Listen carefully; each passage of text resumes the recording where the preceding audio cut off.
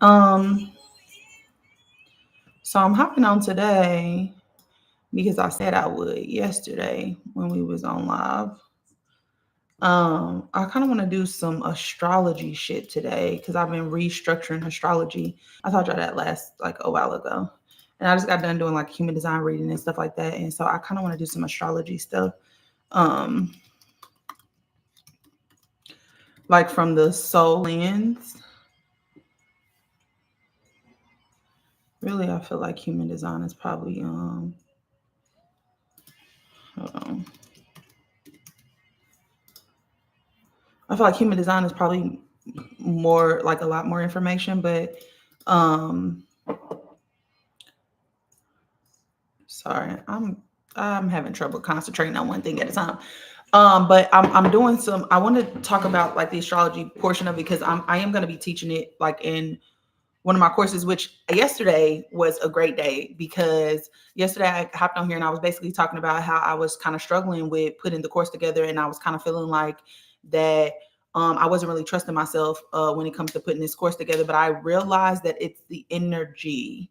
The energy is not working in my favor right now. And so it feels really, really hard for me to articulate what it is that I'm trying to say because of the approaching Mercury retrograde and the foreshadowing. And so I finally picked a date for a release of when the course is going to release, and the best time for me to release is going to be in January. So I'm really excited about that. And give me some time to kind of organize things because this entire month is a bad month for me.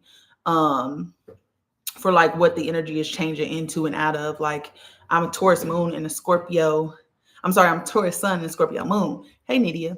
I'm a Taurus sun and a Scorpio moon, and that's the energy that we is exchanging. That's in opposition right now. And so I thought that I was tripping, and I'm just like, why the fuck do I feel like I'm running through mud? Like, why do I feel like everything is so exhausting and everything is so hard for me right now? And it's because I am supposed to be integrating. I'm supposed to be chilling. I'm supposed to be, setting a foundation, but not supposed to be launching anything new right now. And so that made sense, but it gave me clarity and it actually gave me a renewed sense of energy because I was feeling like pressure to like get this thing done. Um, so that's good. That allowed me to relax and stop taking everything so seriously. And I worked on the course yesterday after I got off live with y'all. And it went very well. So what I want to do today is some astrology stuff because I feel like that was fun last time we did that. And I really, really like doing the like hopping on here and like doing stuff for free and doing stuff for people who really want to look at this stuff. So if there's anybody in the chat who wants me to look at their chart, drop your date of birth, time of birth, location of birth, and we can kind of look into it. Hold on, let me make YouTube smaller. Um, if not, I'll kind of start with myself anyways. Because I redid like what the sun means, like what your sun sign means, what your moon sign means, because I think we look at like astrology and stuff like that from like a very like mental focus. Like we look at it from a mental component and we use a lot of these things as like personality tools when it's really supposed to be a tool to help you to embody your energy.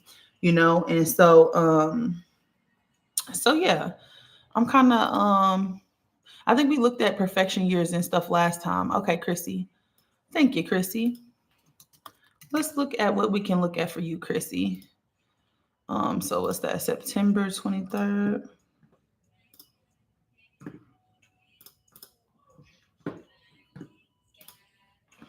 Hold on, let me get the time of birth real quick.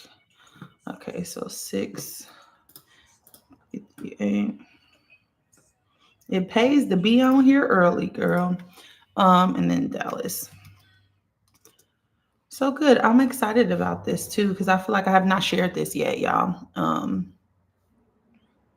Oh, it's okay. You can actually get that very easily though. If you well, it depends on when you're born because it was like a period of time where they had stopped um like putting people's time of birth down, which is ridiculous. Somebody needs to be fired for that shit. Okay, so let's start with you, my love. And so for you, you have a sun in Libra, okay? And ascendant in Pisces, all of that, okay? And so what I'm gonna do is I'm gonna start with your houses, and I'm just gonna kind of work our way down. Hey, Earthling. Um, Hey, Story. And I'm just going to kind of work my way down a little bit. Okay. So, what you got in your first house is Pisces. You have it in the 23rd degree. Do you have anything else? And you also have your moon in the first house as well. And your moon is going to be also Pisces energy. Okay. And so um, let's start with the moon. So the moon is the keeper of emotional memory in your inner cycles, okay?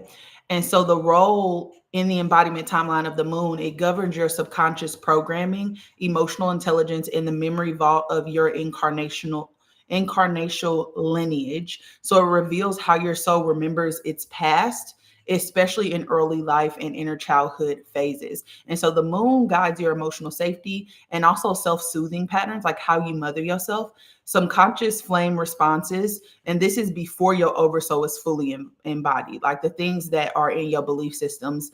Also, past life echoes and ancestral imprints come in within this moon sign as well, and sacred feminine frequency integration as well. How receptive you are, your ability to sit in presence and flow and intuition, right?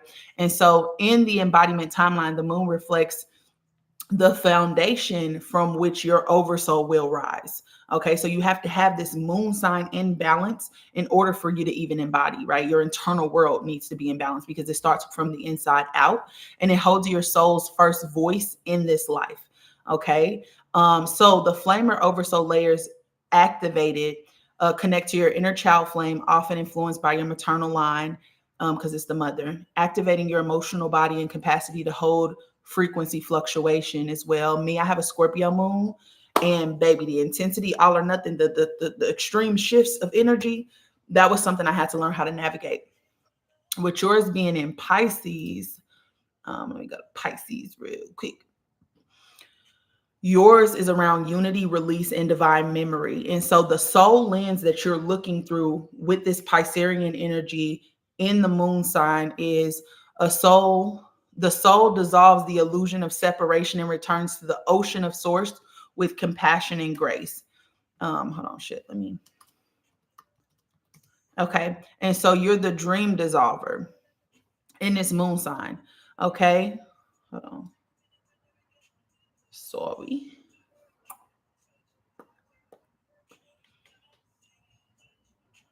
So your moon is going to feel everything. It's going to be deeply empathic and it's going to be telepathic as well.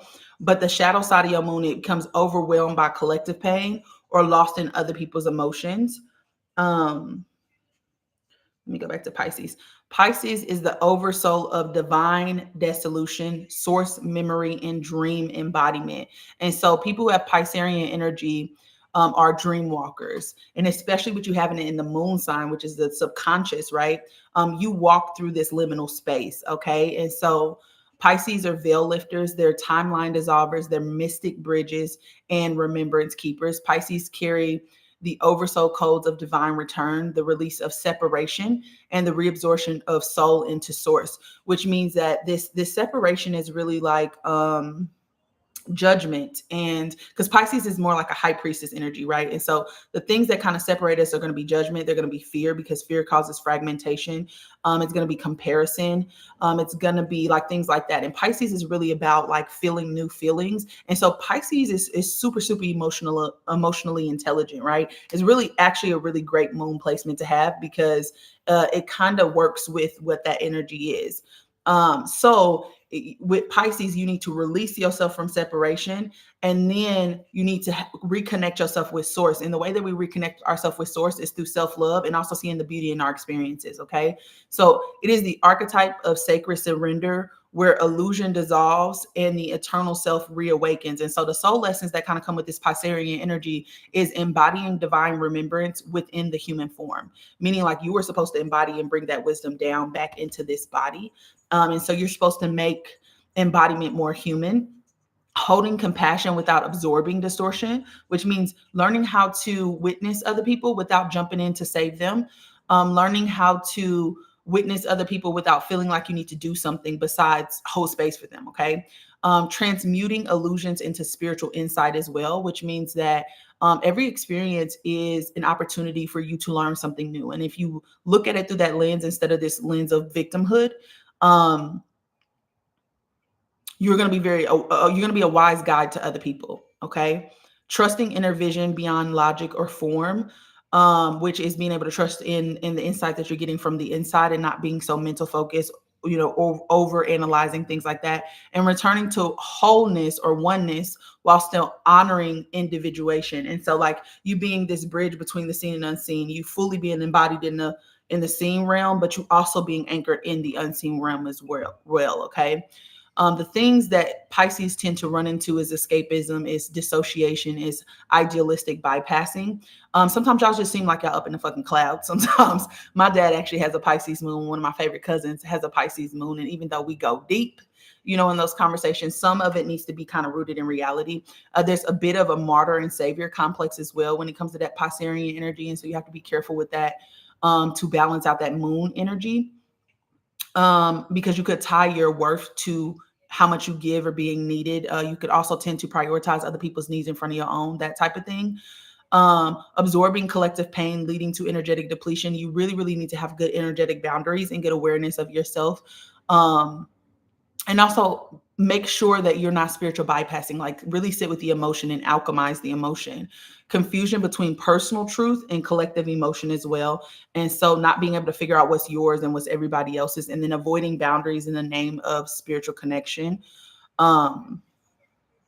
Which can be a little challenging there as well. Okay. And so with Pisces being in the moon sign, like I said, you are going to feel everything. You're going to be deeply empathic and also telepathic as well.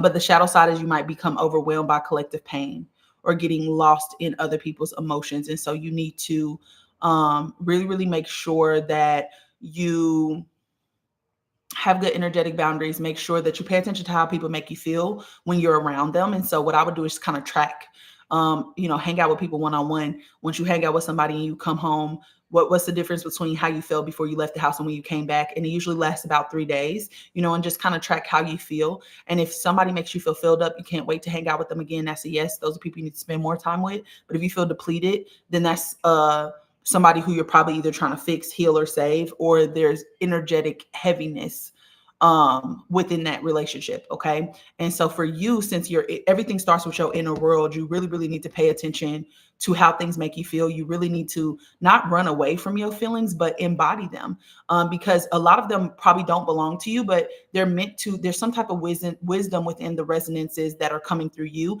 And a lot of us are here to kind of emotionally alchemize for the collective. And so that means that we have to sit present with those emotions, find the wisdom in them, and then bring them back into this reality in a new form, meaning that that wisdom, sharing that wisdom with other people. Okay. Now, with this being in your first house is going to be ruled by Aries. And so there's some Aries energy that's kind of in here as well. And this is the incarnational flame, which means it's the house of your soul's embodied arrival, where your identity, where your will, and your sacred I am actually live in this existence. Okay. Hold on.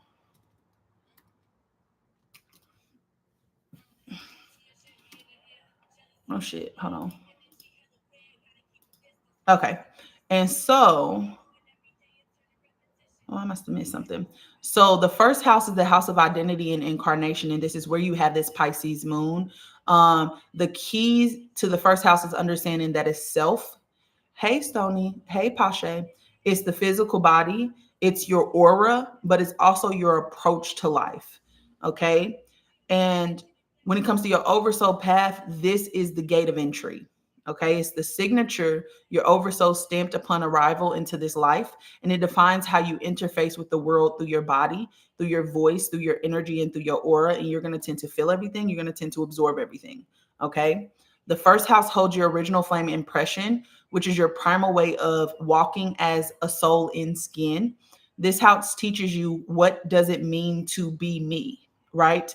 And not just in theory, but in action, in tone, and movement, and instinct, right? And the shadow side, though, is that the soul may over-identify with appearances, roles, or egos. I think the Pisces is more like the mystic. It's the high priestess energy.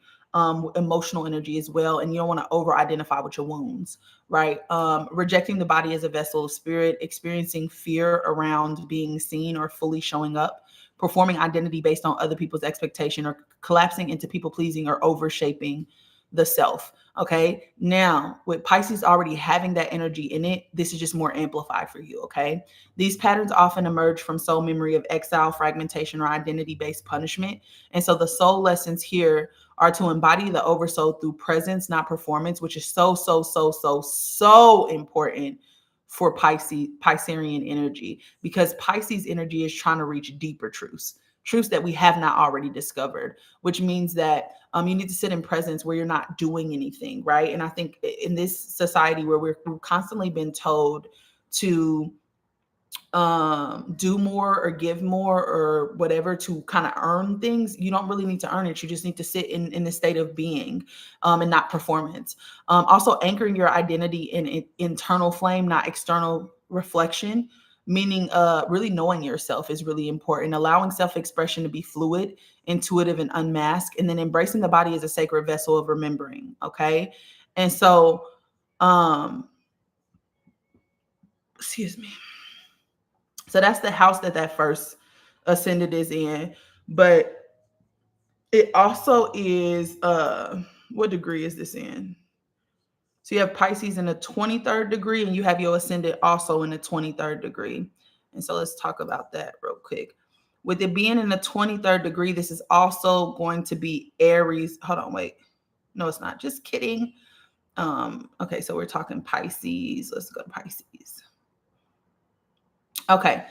So Pisces being in the 23rd degree is the soul tide.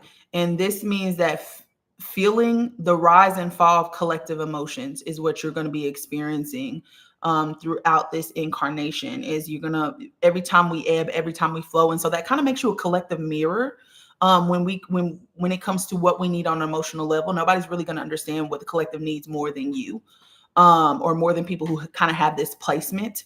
But what we kind of call this energy is like the ocean priest, meaning that you're called to restore the sacred waters in Earth's grid, which means that it's so important that you sit with your emotions and you don't judge your emotions. Don't treat your emotions as if they belong to you. Treat them as if there's something that you're supposed to be witnessing, something that you're supposed to be exploring, because there's some type of information that you're meant to garner from that emotional energy. And being that this is in Piscean energy, it kind of gives you a leg up, because Pisces, like I said, are very emotionally intelligent. They already understand emotions like through a place of depth. And so if you, when you process this information for the collective, when you recode it and share that wisdom, it's probably going to be profound, right? And so degrees are basically like how the subtle frequency points act. Okay, so each carry a distinct soul lesson, initiatory quality, or oversoul imprint. And so for you specifically, you are meant to feel everything, because as you feel everything, as you sit with it, as you transmute it and alchemize it and share it with the collective, you're giving us something that we did not have before. And you're doing it from a very emotionally aware standpoint. Okay, now with this, boop, boop, boop, boop, boop. Hold on. All right. There's another component that I wanted to add to this.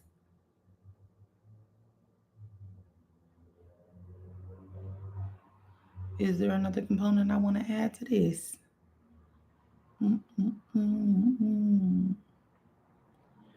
Okay.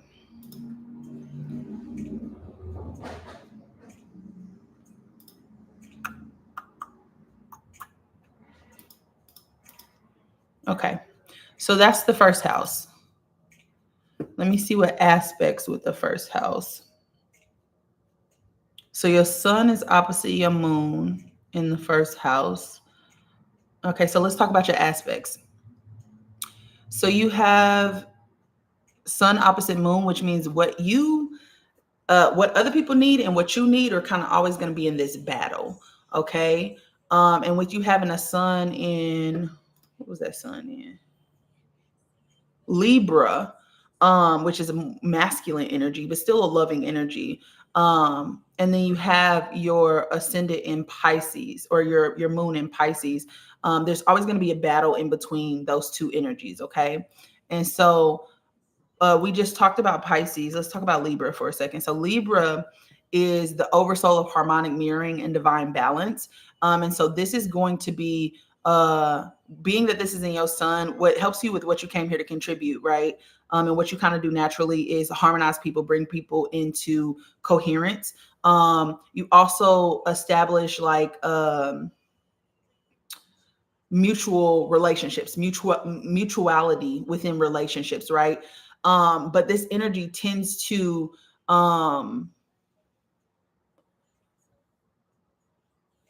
sometimes abandon itself to be in relationships with other people. I think that Libra energy sometimes doesn't really know who it is without other people. And so there's a need to kind of balance out that need to connect with other people with also what you emotionally need on the inside. Okay. And so with the sun and moon being opposite of each other, opposition, which is basically a polarity, right? Um, it means that these two archetypes are mirroring one another, and they're pulling into extremes, into integration. And integration for you is going to come from finding the middle balance between um, connecting with other people and also this dreamy energy of Pisces, because Pisces sometimes can be disembodied, or meaning like y'all are up in the clouds and y'all need to kind of come back into reality, because there's a lot of play and dream and imagination within that Piscean energy of exploration. And so you need to find balance between the spiritual side of you and connecting with other people, right? And so the shadow side of an opposition energy is that you're either going to project, there's going to be division, or there's going to be a tug of war between these two energies. And so in order for you to embody these two energies, you have to hold the mirror and you have to seek balance.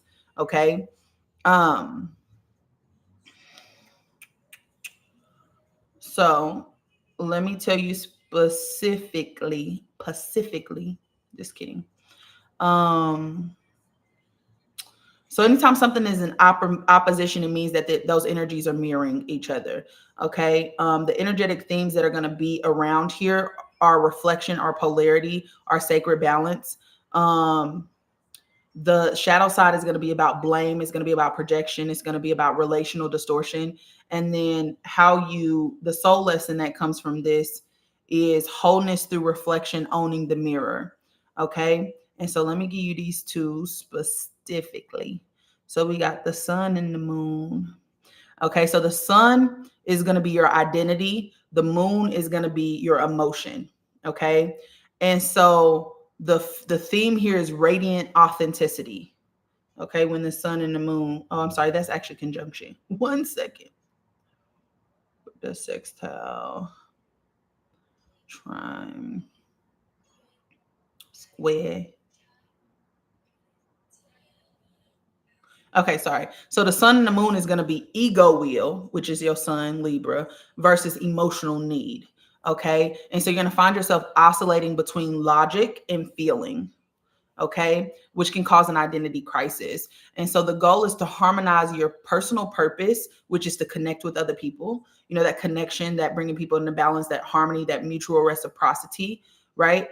Finding love, because what Venus is trying to do is teach us how to enjoy life with a sense of detachment. But Libra specifically is the masculine part of that, which is our external connection to love and enjoyment, pleasure, peace, all of those things, which means that um your energy, your personal purpose is tied to connecting with other people, right? Bringing people into harmony, right? But your emotional truth is tied to your internal world.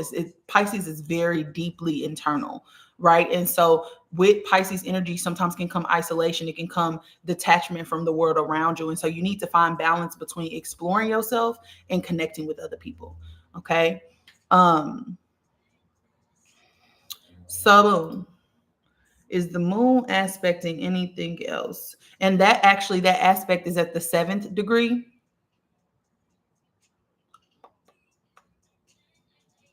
Hold on.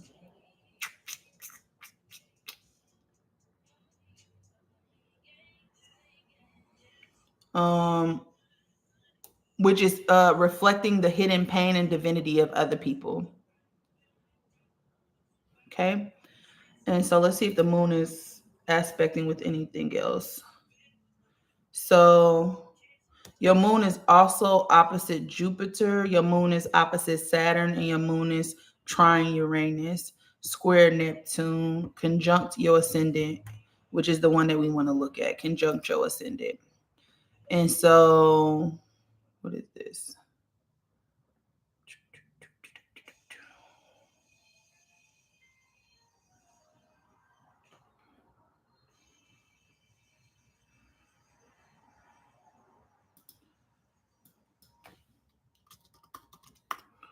All right. So conjunct means that the two planetary archetypes merge into one frequency, creating intensity and power. And so that your moon and your ascendant are kind of working together. The shadow side is sometimes over identifying or loss of clarity between the two voices, but you need to learn to differentiate while still honoring this union, right? And so um, we have a conjunct. What is this? Moon, no, sun and ascendant. Hold on. And conjunction is the fuser, um, which means that the soul lesson is sacred union, integration of forces, fusion of soul gifts. So that means that your moon is deeply tied to who you are. The moon aspects is deeply tied to who you are, deeply tied to your body, deeply tied to the physicality of you as well. And so with this being conjunct, they are one. Your gifts, your wounds, your voices are intertwined here. Conjunctions are soul contracts of fusion. Like I said, they merge to create a unified oversoul tone. There's no separation between them. They rise and fall together, but the challenges or boundaries between the archetypes are blurred. And this one we have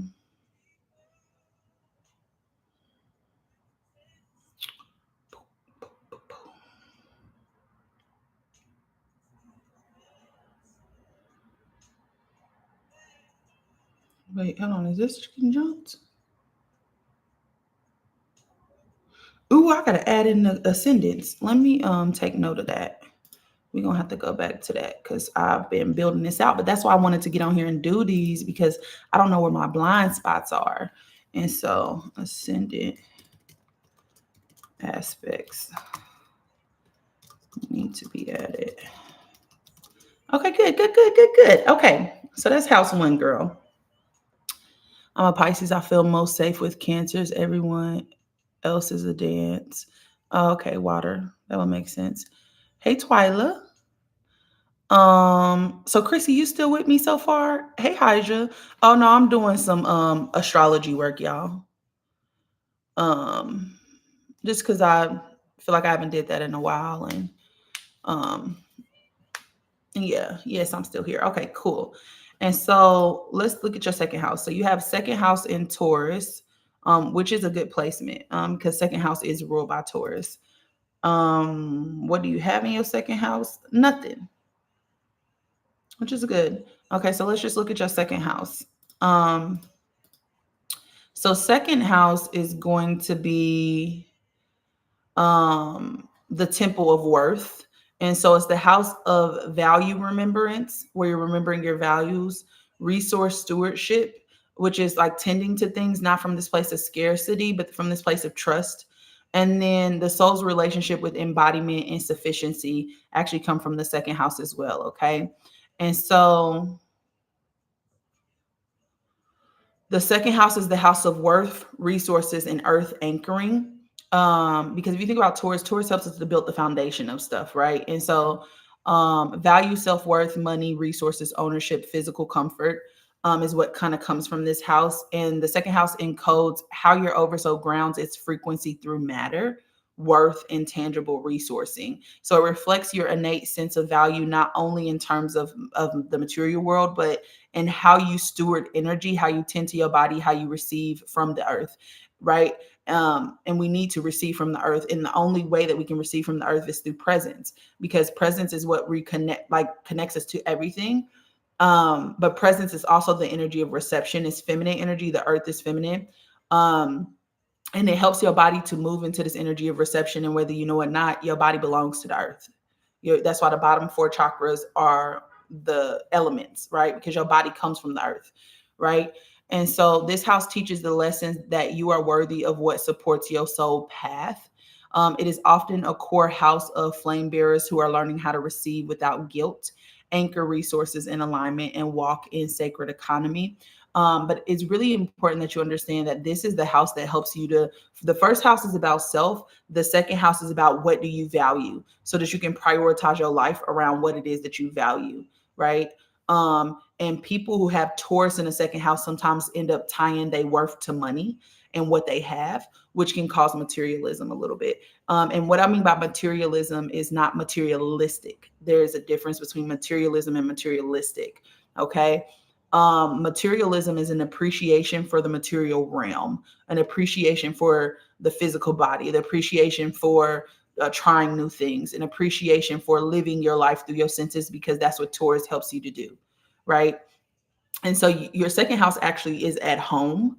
um and the shadow side that kind of comes with this energy, though, is that the soul may tie work to productivity, to results, to external validation. It may hoard, it may overspend, or avoid money altogether. It may feel shame around needing or receiving support. It may disown material desires as unspiritual, or it may struggle to charge, price, or ask for compensation. So often these patterns arise from oversoul memories of vows of poverty, betrayal through resources, or lifetimes where gifts were exploited. And so the lesson with the second house energy is that your resources are sacred. Your worth is innate. Okay. Grounding in the body is not separate from your spiritual path. It is the spiritual path, right? Because your body, again, is what connects you to earth. In order for you to get out of your mind and into your body, you have to be on your body's rhythm, which is earth's rhythm, because your body is of earth, right? And so healthy receiving also comes from this as well, which is the flame of sustainability. There has to be a sacred energy exchange, right? Which is what Libra kind of helps you do. Is make sure that the energy is sacred, the energy is reciprocal, because all relationships have to be kind of reciprocal in that energy, right? And so you also need to understand you're not here to earn your worth, you are here to embody it. And so some of the embodiment keys that can kind of help you is walking barefoot on earth while holding or saying the phrase I am of value simply by being. Reflect on what physical comforts and beauties actually nourish your oversoul. I'm not doing like readings. I'm just looking at somebody's astrology chart. Building a daily rhythm of giving and receiving to rebalance energetic exchange as well. Okay. And so with you having this specifically in Taurus, Taurus is the embodied builder. So worth, grounding, and beauty. So you have a really good placement here. And so the lens that you're going to be looking through, the second house, is going to be a soul that roots into the body temple, remembering that beauty, safety, and presence are holy. Okay. And let's just expand on that a little bit, Mo.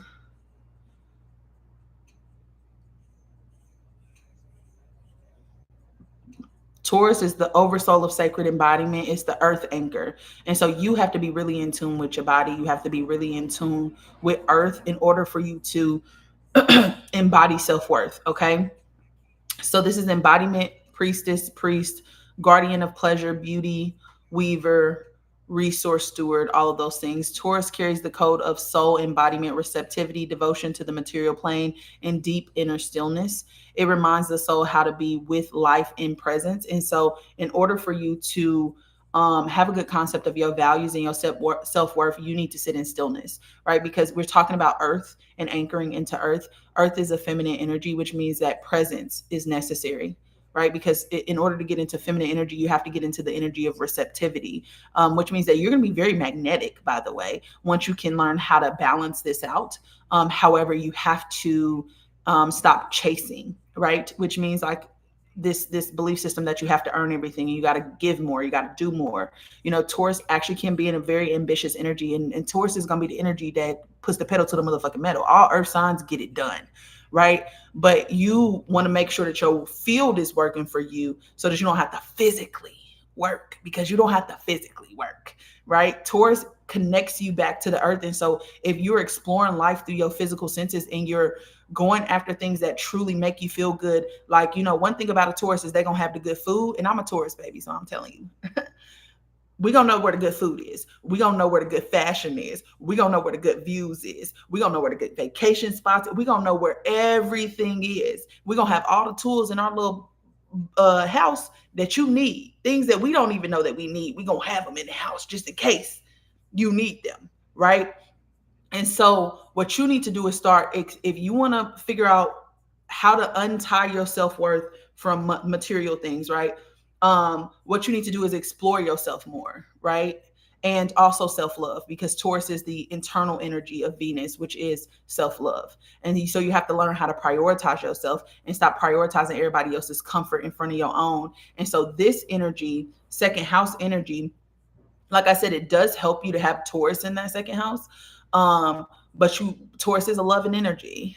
And so you need to be very, very big on the self love. And that's where your worth is going to come in. It's through self love, it's through allowing yourself to rest, it's through sitting in stillness and presence with yourself, it's to exploring the world around you. Okay. The lessons that kind of come from the second house is anchoring safety through your body. And so you need to make sure you feel safe in your body. How do you feel safe with your body? In your body? Boundaries, prioritizing what you need, telling people what your needs are.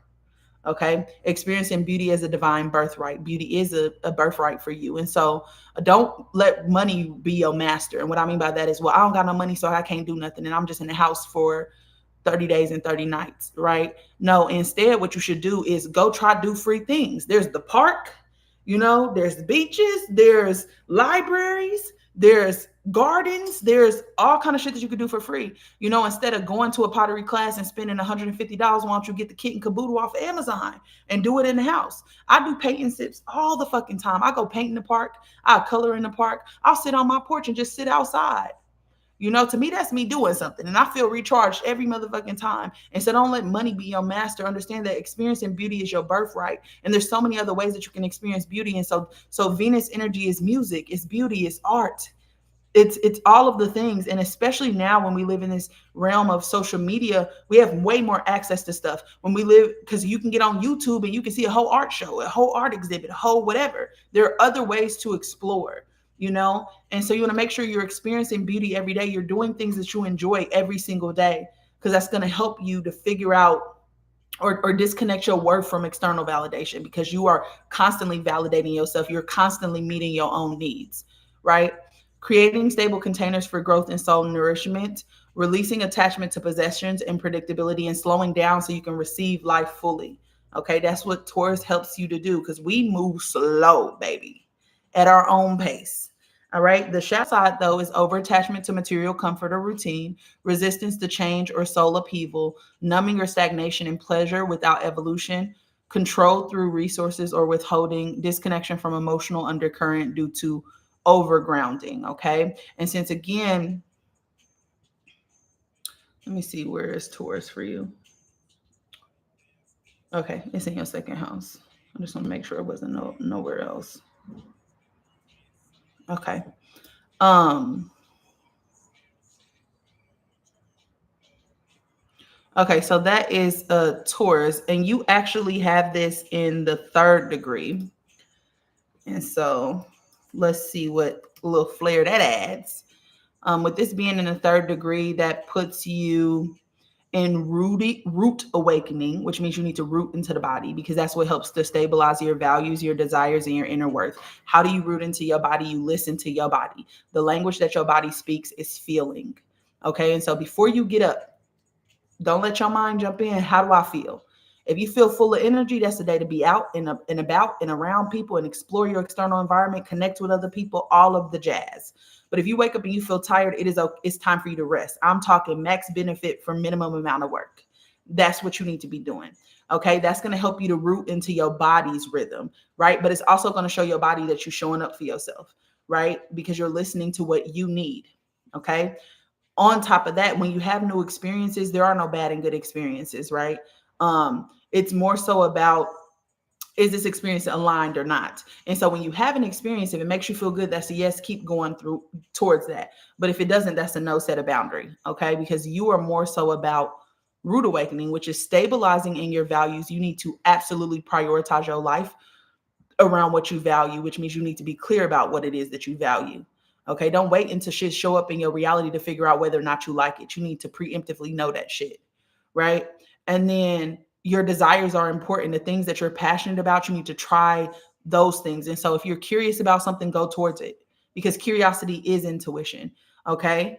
Um, Curiosity is intuition. Okay. And then inner worth.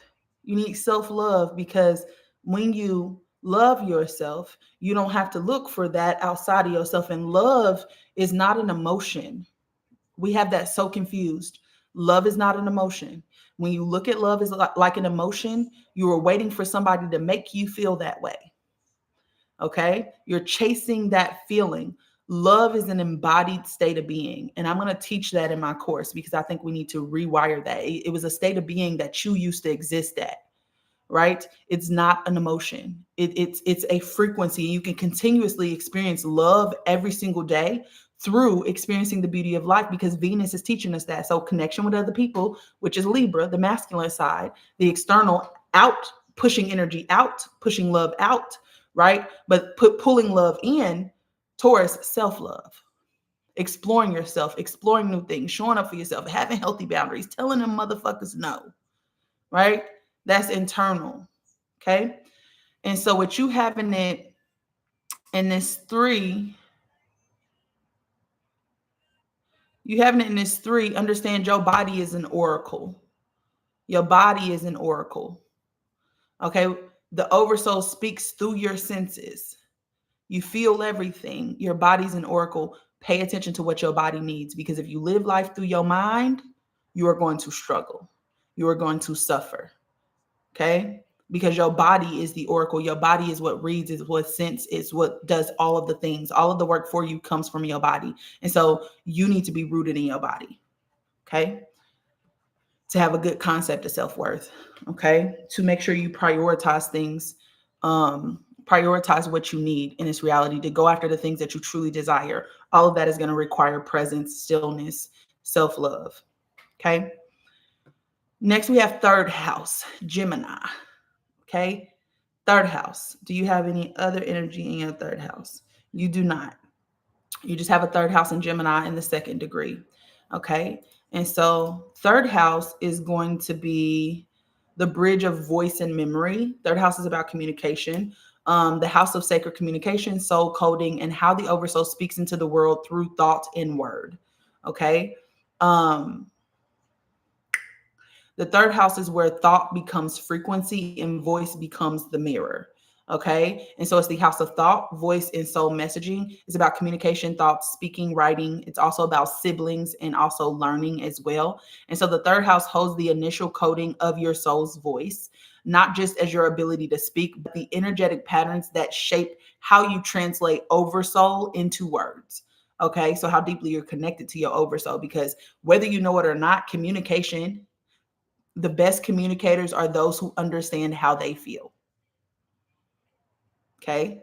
Your oversoul also speaks in the language of feeling, because it comes through your heart. Okay. Your heart is magnetic. Your body is magnetic. Your womb, magnetic, right? Magnetic energy communicates in feeling. Electric energy communicates in thought. Okay. Your heart is magnetic. Your oversoul is coming through your soul vault, which is in your heart. Okay. Which means that in order for you to communicate well, you have to be connected to your emotional energy. You cannot be closed off. Okay. Now, also how your oversoul translates into words, sounds, and ideas as well. It's the house of sacred transmission, where thoughts become ripples and ripples become mirrors. It's often a central house for flame bearers who carry roles as messengers, harmonic coders, spiritual teachers, truth carriers, healing voice.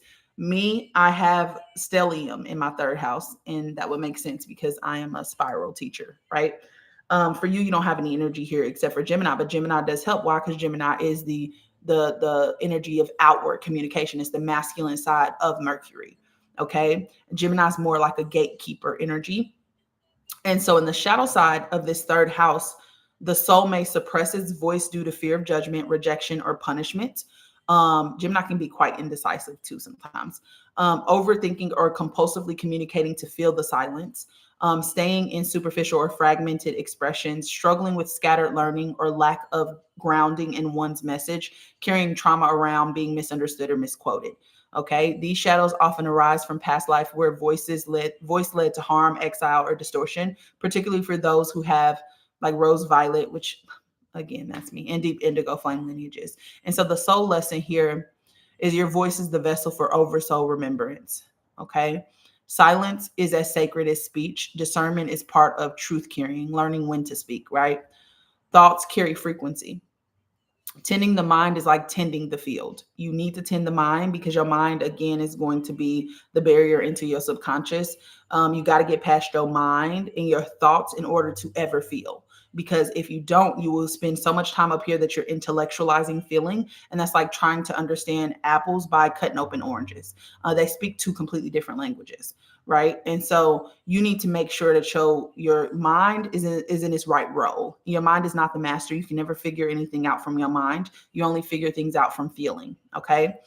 You're not here to be understood by all. You are here to resonate with the right ones. And so it's not about everybody understanding you. It's about you going where you're received. Okay. So with this energy being in Gemini, Gemini is the messenger of mirrors. Its expression is duality, its voice. And when you are looking through Gemini, you're looking through the lens that explores multiplicity, learning to speak its truth across dimensions of thought and sound. Okay. But Gemini is the oversoul of living frequency, and it's the sacred messenger. It's a cosmic scribe, it's a frequency weaver, a storyteller, a code carrier, and a soul translator. Gemini exists to communicate the movement of light, sharing, mirroring, shifting, and translating reality across dimensions. And so the soul lessons with Gemini is to embodying the sacred in communication and language, listening deeply before speaking. Okay, honoring duality as a fracture, letting curiosity lead without fragmentation, grounding ideas into soul anchor form. And so again, this is a great place for you to have Gemini's energy, because those are the things that Gemini does naturally when it's in alignment. Okay. When it's out of alignment, it's going to be speaking from the mind and not from the heart, not from the soul. Okay. And so for you, it's really important that you understand, in order for you to resonate with other people, you have to be speaking from your heart and not from your wounds. And so that's where healing comes in. Healing is really, really important within you being able to communicate what you came here to communicate. Okay. Fragmentation for overstimulation or split energy. Okay, sit in stillness if you need to before you communicate. Distracting yourself from emotional depth or stillness can come with Gemini energy as well. And again, in order for you to truly, truly bring your oversoul's voice into this reality, you have to hear your oversoul. Your oversoul speaks in feeling. Feeling is heard through stillness. And so if you're avoiding stillness, you're not going to be able to clearly hear what your oversoul has to say. Okay. Superficiality, gossip, and bypassing through information. One thing about a Gemini is they're going to gossip, and they're going to tell you it's just between me and you, and then the whole neighborhood has heard about it. I have a grandmother that's a Gemini. These are class clown energies, and they like to gossip. They also cut deep. They hit below the belt, all of these things, right? You don't want to be in that side of the energy, okay? Because that's the shadow side, and it's going to cause a disconnect within relationships, okay? Dissociation from the body through over analysis, meaning like you don't feel comfortable in your body because you're constantly analyzing yourself, right? Because if you think about Gemini, Gemini is the masculine side of Mercury. Do you know what the feminine side of Mercury is? Virgo, right? And so they're the same energy, just being experienced at different polarities. And so Gemini, also like Virgo, can be very internally critical.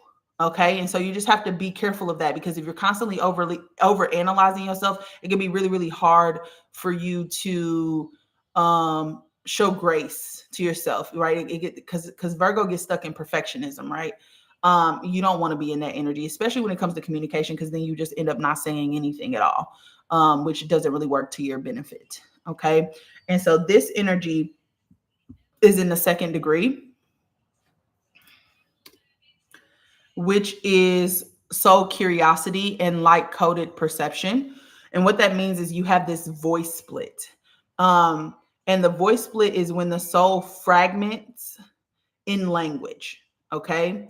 And so what you need to do, and what I do when I have this voice split, is that there's two voices that's speaking at one time. And so what you need to do is get a piece of paper, split it down the middle, and then you need to hold court. What is this side of you saying? Right? Because Gemini's duality, right? We got the twins, right? And so sometimes, because it's trying to show us how to hold two things at once, right? It's trying to show us duality. And so what you need to do is take a piece of paper, split it down the middle. On one side, what is this voice trying to tell you? On the other side, what is that voice trying to tell you? And then you need to figure out which one is operating out of fear. Fear looks like control, domination, force. It looks like protection from something you've experienced before, right? Whichever side is fear, exit out. And then on the other side, you need to circle what's the most important, because that's going to be your true voice, whereas this fear voice is just subconscious programming or unconscious trauma, right? Um, so boom, that's house 3. You also have Gemini in house 4. And that's about family relationships, right? And that's in the 26th degree, which is the grid whisperer, which means your words move through the energetic field of your family.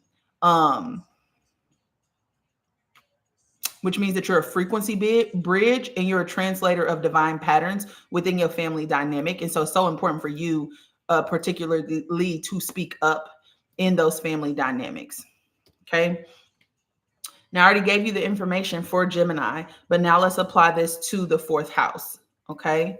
Now, the 4th house is the root chamber of soul, memory, and sacred belonging. It's the house of home, ancestry, and inner foundation. It's emotional roots, family, inner sanctuary, past lives, and soul memory. And so the 4th house reveals how you create safety in the body and the field. Okay. And so Gemini helps you. Gemini is the energy that this house is in. Okay. Which means you have to listen to how you feel so you can express properly. Okay. And you also have to have a voice in your home. Okay. How you relate to ancestry and soul origins and how your inner home, both literal and energetic, has been shaped across timelines. Gemini is a very curious energy. It's a very expressive energy. And so you probably need to make sure that your home reflects that. Okay. This house governs the base flame, which is the feeling of being grounded in your own essence. And so it really needs to reflect you in what your house looks like. It reveals where you carried ancestral contracts and burdens, meaning that there might have been in a past life you speaking up for other people. Okay, because it's external communication are always the one that has to speak up. What kind of home your soul has longed for, how you hold others through care, warmth, and containment. Which when Gemini is in alignment, it listens fully, okay, before it speaks. And so it's so important that you listen to other people, because that's how you provide care, warmth, and containment. How you stabilize your flame when the world shakes as well. So for many flame bearers, this house encodes mission roots, especially for those who act as grid anchors, lineage clearers, and soul space holders. And you, my love, are a lineage clearer. Okay. In the shadow side, though, there might be a deep connection from family or belonging, inherited shame or emotional repression, feeling like a soul orphan on earth, creating home through overgiving or self-erasure, meaning like not speaking up at all. Because if you had your voice suppressed in your home, there was probably trauma that you need to unpack there, because there might be trauma around your ability to speak up or your willingness to speak up. Building foundation based on survival and not soul safety. Again, you need to survive in that home. And, my mama was the type of mama that'd knock your motherfucking head between the washer and the dryer. And so I had to figure out when to speak and when not to speak, when to play with sis and when not to play with sis, because I ain't never know how she was going to react to anything. Right. And so, these shadows often stem from lifetimes of dislocation, persecution, or being the different one in your ancestral line. Many obsidian or crimson flame bearers feel this house deeply. And so the soul lesson here in house 4 is true belonging begins within. Okay. For you, you have it in a very external energy. And so it's so important, again, that you anchor from within. Okay. It begins within. And so for you, you're going to want to speak up in those family dynamics, right? Because this Gemini's outward communication. You're going to want to speak up in those family dynamics, but you need to make sure you're speaking from your heart and not your wounds. Okay, because that's how you shift things, because you are somebody who's meant to stabilize the frequency within that ancestral line. But it's going to require compassion. It's going to require you speaking from your heart and not your wounds. Okay, your body is your first home and it deserves reverence, which means you need good boundaries. You need to be good at communicating your boundaries within that family dynamic as well, because that's how you teach people how to treat you. And that's also how you defend your differences. That's how people get to know you in genuine connections, right? If you're a person who says yes to everything, people don't know who the fuck you are. And you tolerate anything. And so they just keep taking. In order for you to show up for yourself, you're going to have to set those boundaries, and you're going to have to be clear in your communication around that. Because your body needs to feel safe, and your body is only going to feel safe if you are actively showing up for yourself. But if you're not, through communication, it's not going to feel safe. Okay, you're allowed to break ancestral contracts that suppress your essence. Okay, it's not that people want to keep repeating generational curses. It's just that they have not seen another example. They haven't seen anything else, and so they don't have anything else to look at. And so you come in and you change it, but you don't change it by trying to change it. You don't force change at all, because that's not how we work, or our field works for us. Instead, it's taught through the way that you show up. If your family struggles to communicate compassionately, you learn to communicate compassionately. And then when there's a situation where there is a dispute, you are communicating with compassion in that situation, which is also teaching them how to communicate with compassion, right? So you're not forcing them. It's just, this scenario came up, this is how I'm handling it. So you embody the example that you want to see. Okay. Also, holding space for others does not mean abandoning your own root. You have to understand that. Okay. You can show up for somebody and still stand on your square. There's a difference between being nice and being kind. Being nice is prioritizing what other people need over what you need. Being kind is still speaking the truth, but doing it in a compassionate and in a nice way, or doing it in a way that considers the other person. I'm not going to say nice because I don't like using that language. Okay. But you still need to make space for you within that. Otherwise, you're going to get lost. You're going to get confused, and understand that you came here to be clear. And because you came here to be clear, you need to be healed. Okay. Because you don't want to build your foundation, especially a home foundation, on survival. And so that means that after you leave home, you're going to have to unpack a lot of shit to make sure that you're actually living in alignment with your values and not your mom's values or your dad's values or society's values. Okay. Now, this is in the 26th degree. I think I already gave that to you, what that was. Do we have anything in the fourth house? You do not. Okay. 1, 2, 3, 4, 5. Yeah, you got a 6. You got quite a bit of energy in that 6th house, child. With Leo? Ooh.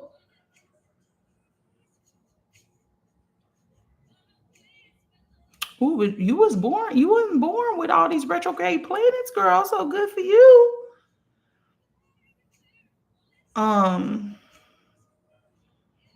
Okay, so next is your 5th house, which is in Cancer, in the 19th degree. 5th house theme. Okay, Mariah. I miss this, Mariah. Where have you been, girl? The 5th house is ruled by Leo. And this is the temple of creative radiance. And so Cancer is not going to be at home in this house. And the reason why is because Cancer is the moon and Leo is the sun. And so they are quite opposite energies. Is what a good thing?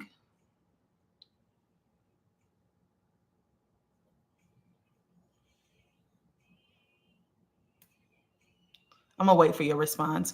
But the 5th house is the temple of creative radiance. It's the house of the soul's purest expression, joy, pain, creativity, and the divine inner child. And so 5th house has a lot to do with pleasure. Oh yeah, we gonna get there, girl. We about to see. I don't know yet. I know you got Pluto, and I know you got your North Node, which means that your life's theme and probably what you came here to master, it has to do with your hobbies and what you do for your career, and what you do in your work life, home life, everything. It has to do with how you kind of organize yourself.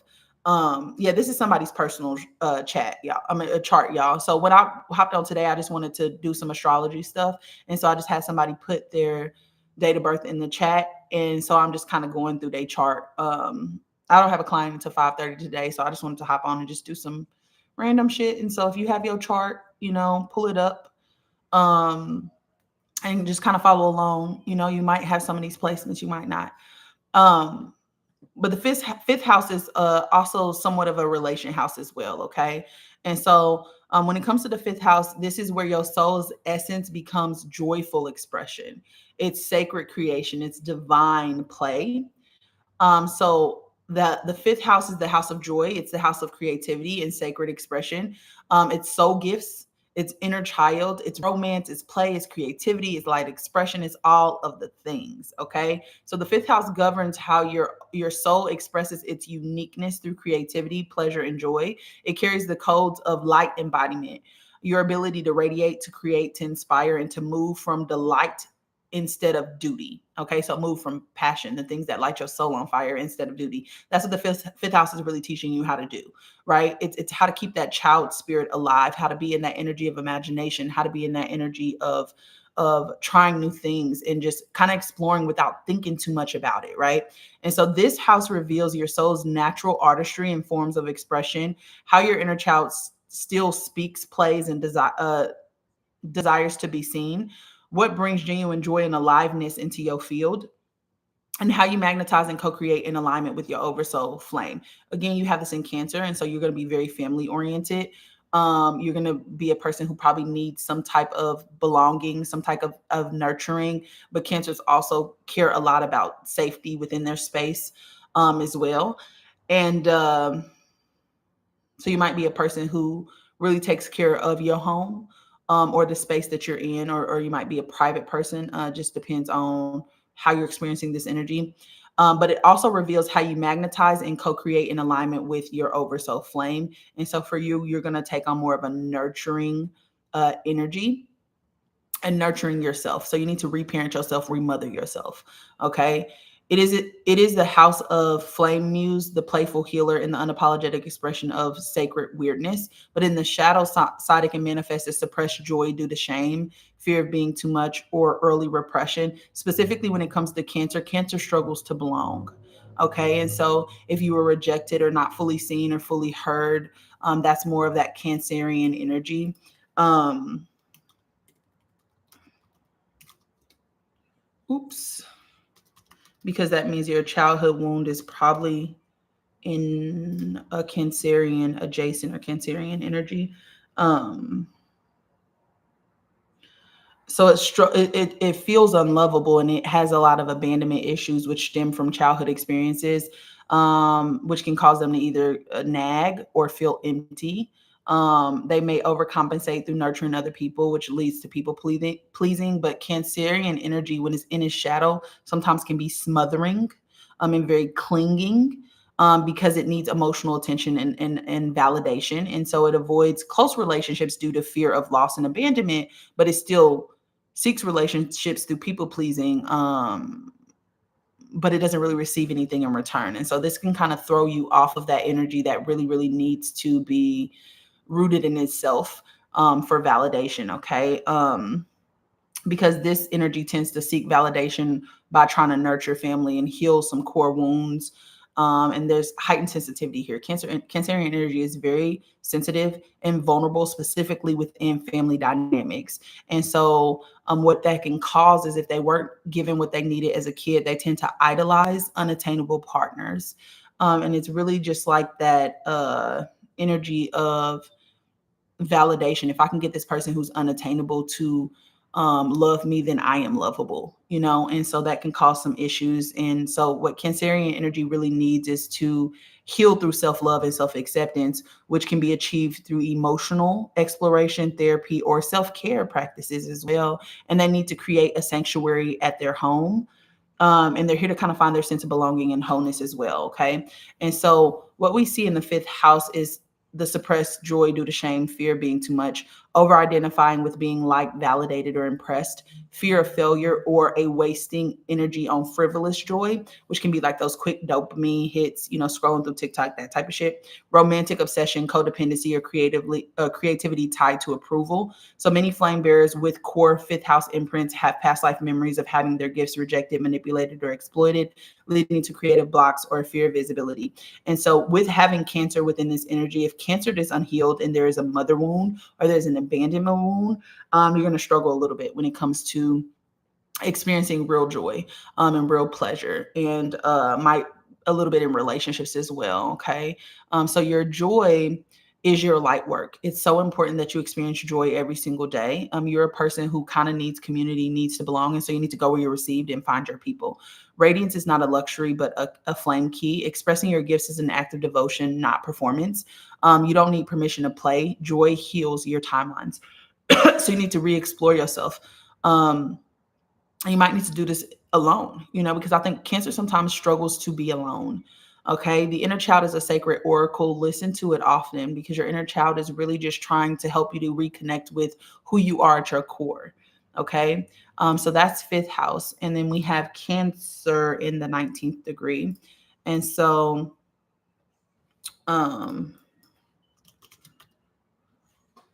Cancer in the 19th degree is going to be an emotional alchemist and a guardian of the inner child. And with you being a guardian of the inner child, you are probably going to be operating out of this lens of protecting yourself opposed to being curious. And so I really, really, really encourage you to do some childhood wound healing so that you can be more curious in life, because Cancer is also a very, it's ruled by the moon. It's a very intuitive energy. But when you're trying to protect yourself, because your inner child is your ego, it's your mind, right? It's the part of you that remembers everything that has happened to you, and so it wants to not feel those feelings again. But Cancer is a very feeling energy, and so it's really, really important that you learn how to feel again. It's really important that you learn that you have this in the 19th degree, which is the Oversoul mother, which means you have to remother what the world has abandoned. And so that starts with you remothering yourself, and then that'll help you to be compassionate with the people around you, and how you show up, because that's how you experience joy, is through helping other people. It's probably through helping other people or helping other people reparent themselves, because of the energy that you have that in. Okay. Hey, Mindful Wellness. How can I get a birth chart? A Leo. I'm not. I just actually picked somebody from the crowd, and so I'm just kind of going through hers right now. But I doubt I'll get to anybody else. Because I have a client in about an hour and 30 minutes. All right. Next is sixth house, which is in Leo, which means you need authenticity. So if you're not living authentically because you're trying to validate yourself through other people, or you are people pleasing, or you're trying to belong, this is where you're going to struggle. Now, this house is what you came to master. And with it being in Leo, there might be some authenticity or showing up fully, or fear of visibility. Okay. Now let's see what's in this house. We got Venus.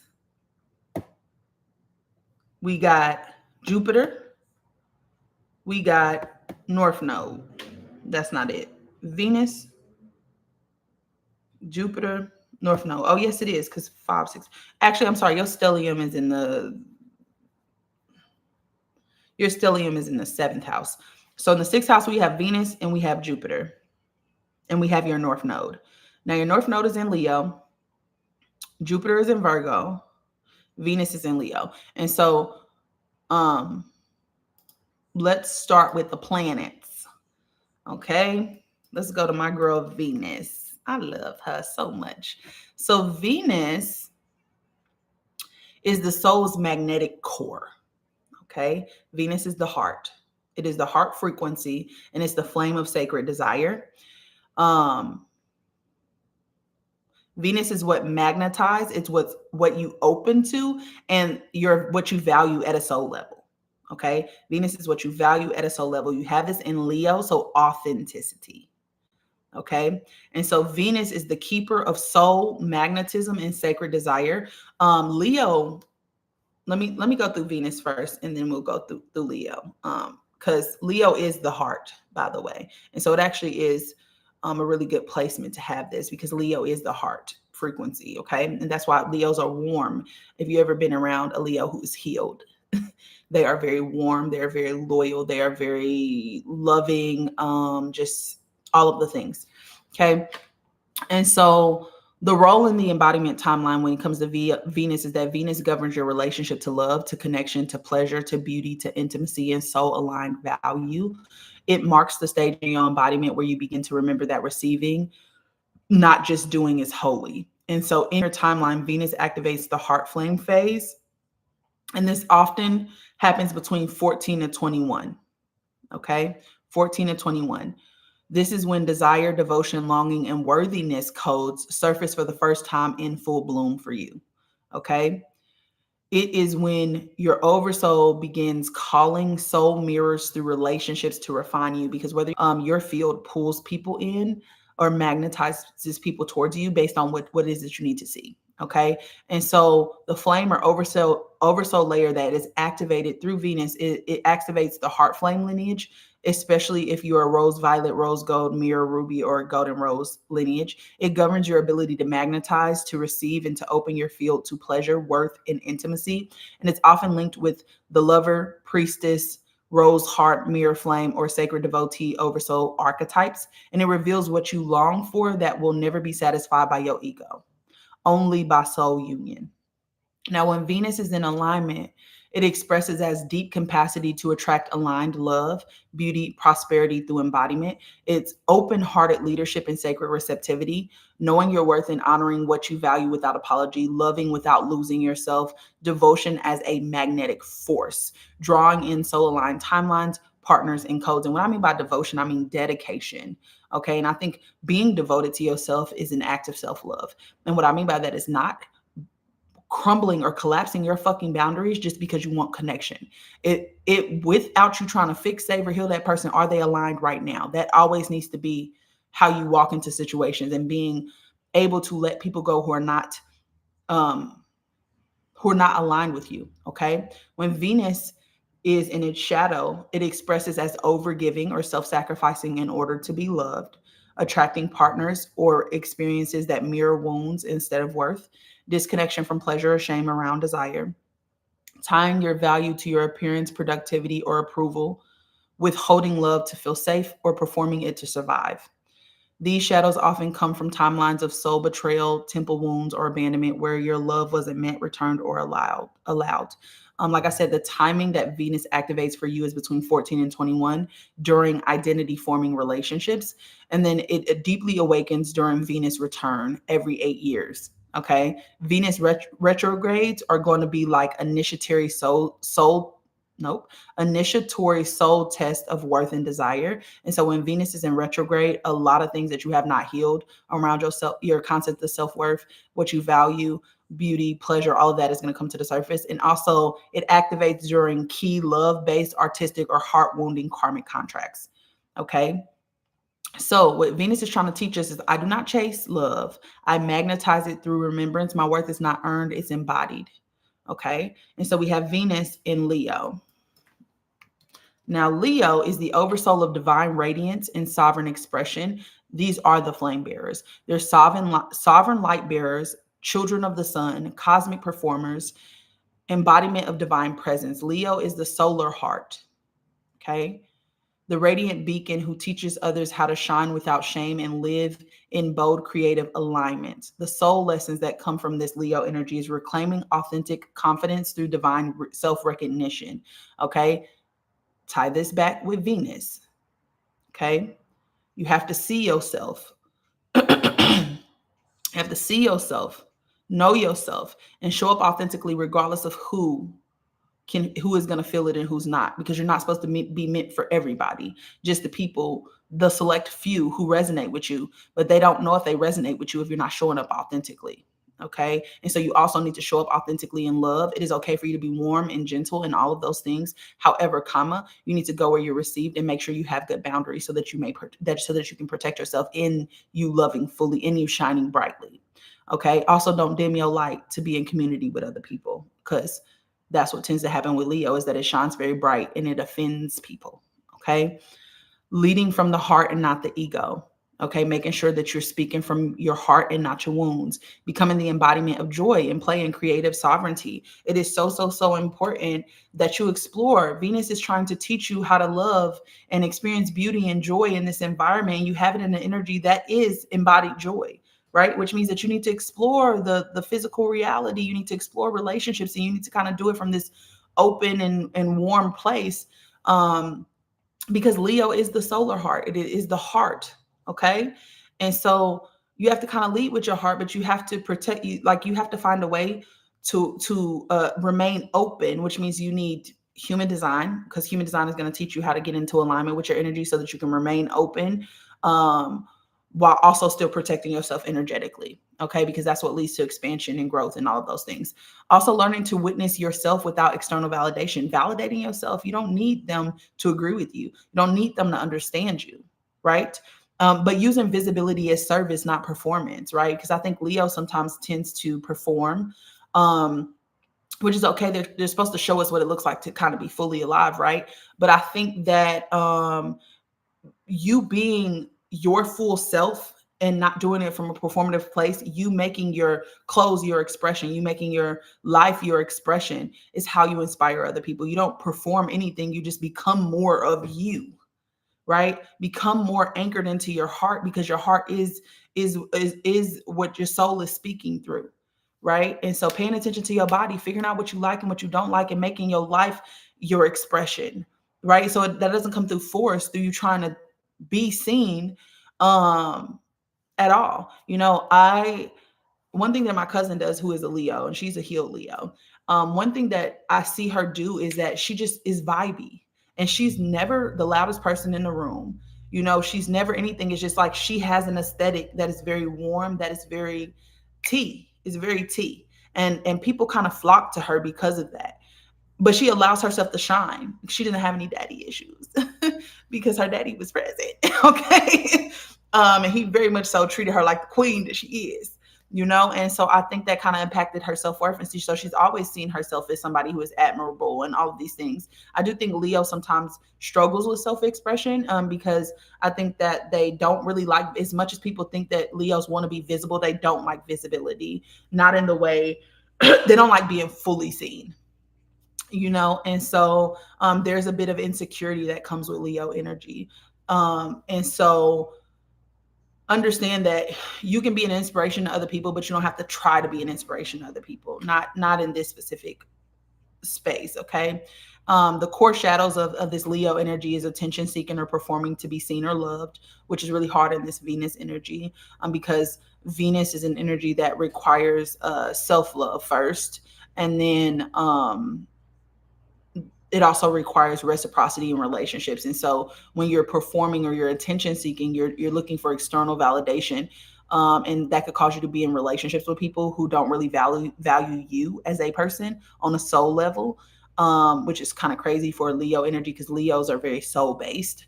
But you can end up in a relationship that people who only like the aesthetic of you and not the actual you. And so you might be in a relationship where you are there, but you still feel alone. Ego identification with power, status, or admiration, fear of invisibility, rejection, or irrelevance, dramatic self-sabotage when not center stage, or wounding around recognition or unfulfilled creative potential.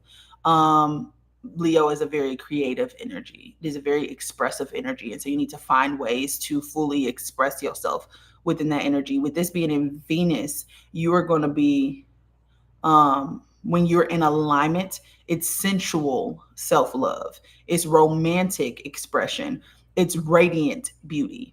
Okay. But when you're in the shadow side, it's vanity, it's shallow attraction, and it's love as performance. Like you feel like you need to consistently give because you need to earn love. And that's just not it. Okay. This energy is in the 17th degree,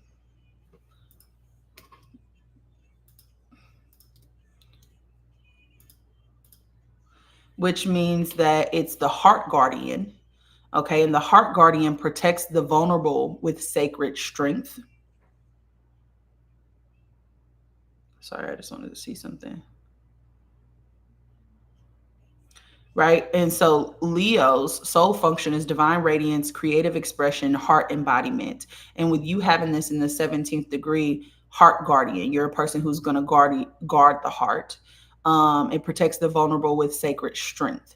Okay, which means you're probably going to be a person who guards other people's heart as well. Just don't do that at your own expense. Don't abandon yourself to be able to show up for other people, and also don't close your heart off, because guardian energy can very, very much so easily become the energy of you trying to protect yourself or protect your others from feeling specific things. Um, which to other people can look like control, but for yourself, it could look like you're not fully allowing yourself to romantically be, you know?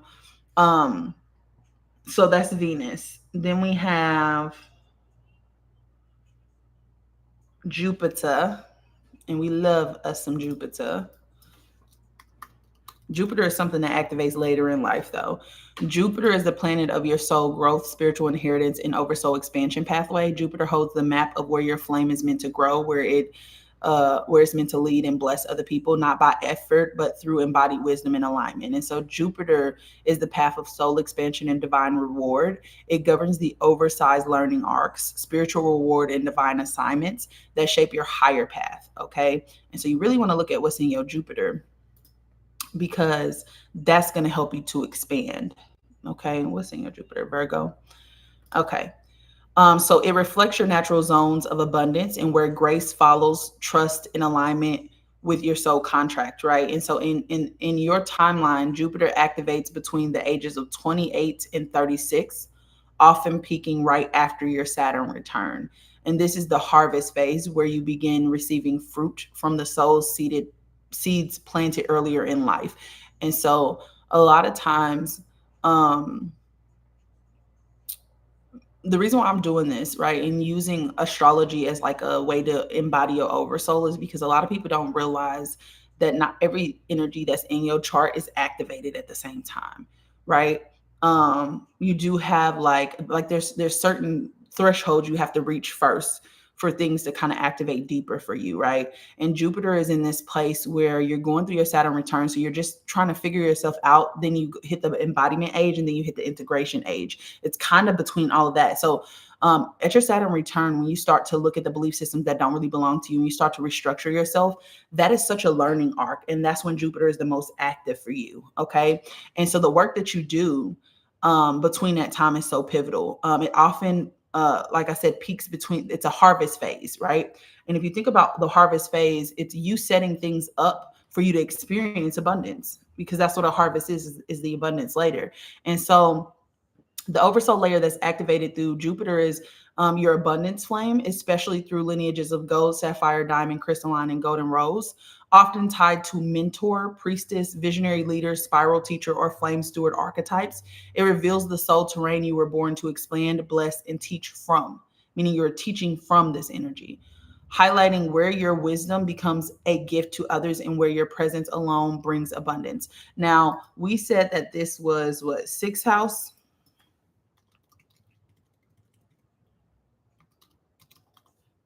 Sixth house is ruled by Virgo. You have Jupiter in Virgo in its home.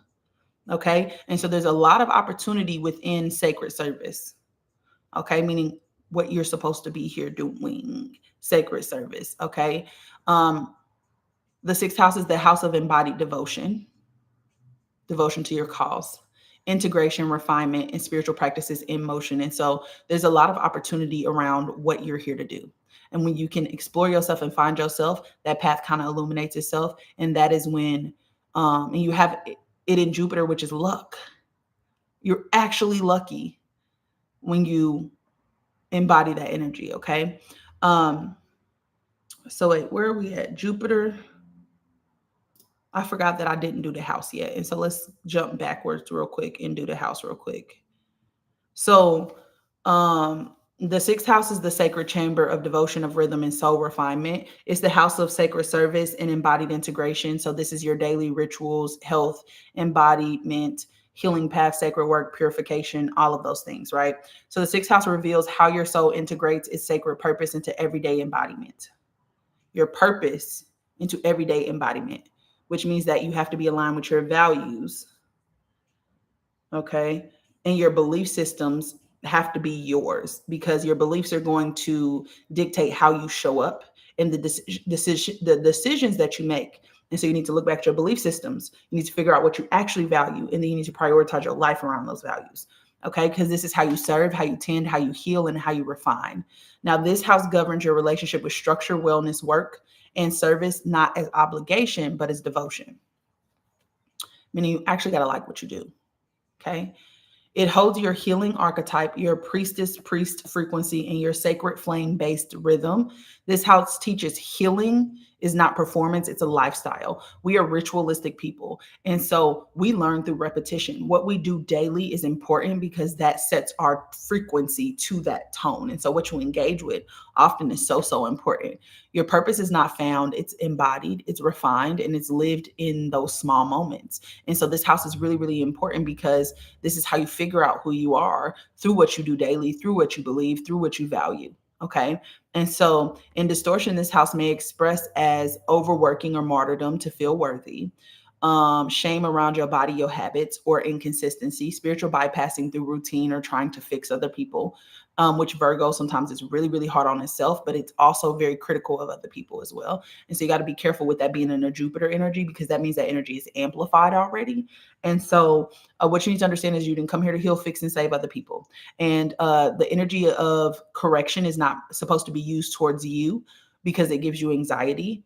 You experience depression, and it makes it really hard for you to trust in your abilities and capabilities. But it's also not supposed to be used towards other people, because it leads to breakdowns in communication, because they're going to feel judged, criticized, and like you think you're better than them. But that's only because they're not willing to change, and it's not your job to fix them, right? And by us thinking that we know best, we are in turn telling them they're broken and they need to do it our way, which is really unfair if you think about it. Okay. And so with Virgo, you got to be careful with the fixing of the people in this energy. Self-punishment disguised as discipline, detachment from the physical body, or fear of being too slow for purpose. This often comes from lifetimes where sacred service was extracted, expected, or tied to systems of hierarchy, labor, or punishment. Now, the soul lessons within this sixth house are service is a reflection of your embodiment, not self-sacrifice. Daily rituals are how the oversoul flame is anchored. So what you do daily is important. It needs to be aligned with who you are and what you want. Healing happens in rhythm. It does not happen rushed. And so there's no you being able to do more. That's going to get you somewhere quicker. And especially with you having this Virgo energy, you need to really, really become your own best friend. Learn how to give yourself grace, and learn that there is beauty in imperfection. And perfection is actually a portal of divinity. You did not come here to be perfect. That's what this system tells you, right? Because society, perfect attendance, all honor roll student, right? Employee of the month, right? They push towards perfection, but that's actually pulling you outside of yourself, right? You didn't come here to be perfect. You came to be authentic. You can't be authentic and perfect at the same time. Okay. Your journey is about refinement. Allow yourself to be messy. Okay. Because when I stopped trying to be perfect and I allowed myself to be messy, it changed everything. Your body is the altar of your flame. You really got to take care of your body, especially with you having Virgo in this place in Jupiter. If you don't, you're going to have stomach issues. Okay. You're going to have stomach issues because Virgo rules the stomach. It's how you process the hardships of life. And so being kind and nice and giving yourself grace is so important, especially if you don't want to have a fucked up stomach. Okay. Devotion refines the light body as well. Okay. And so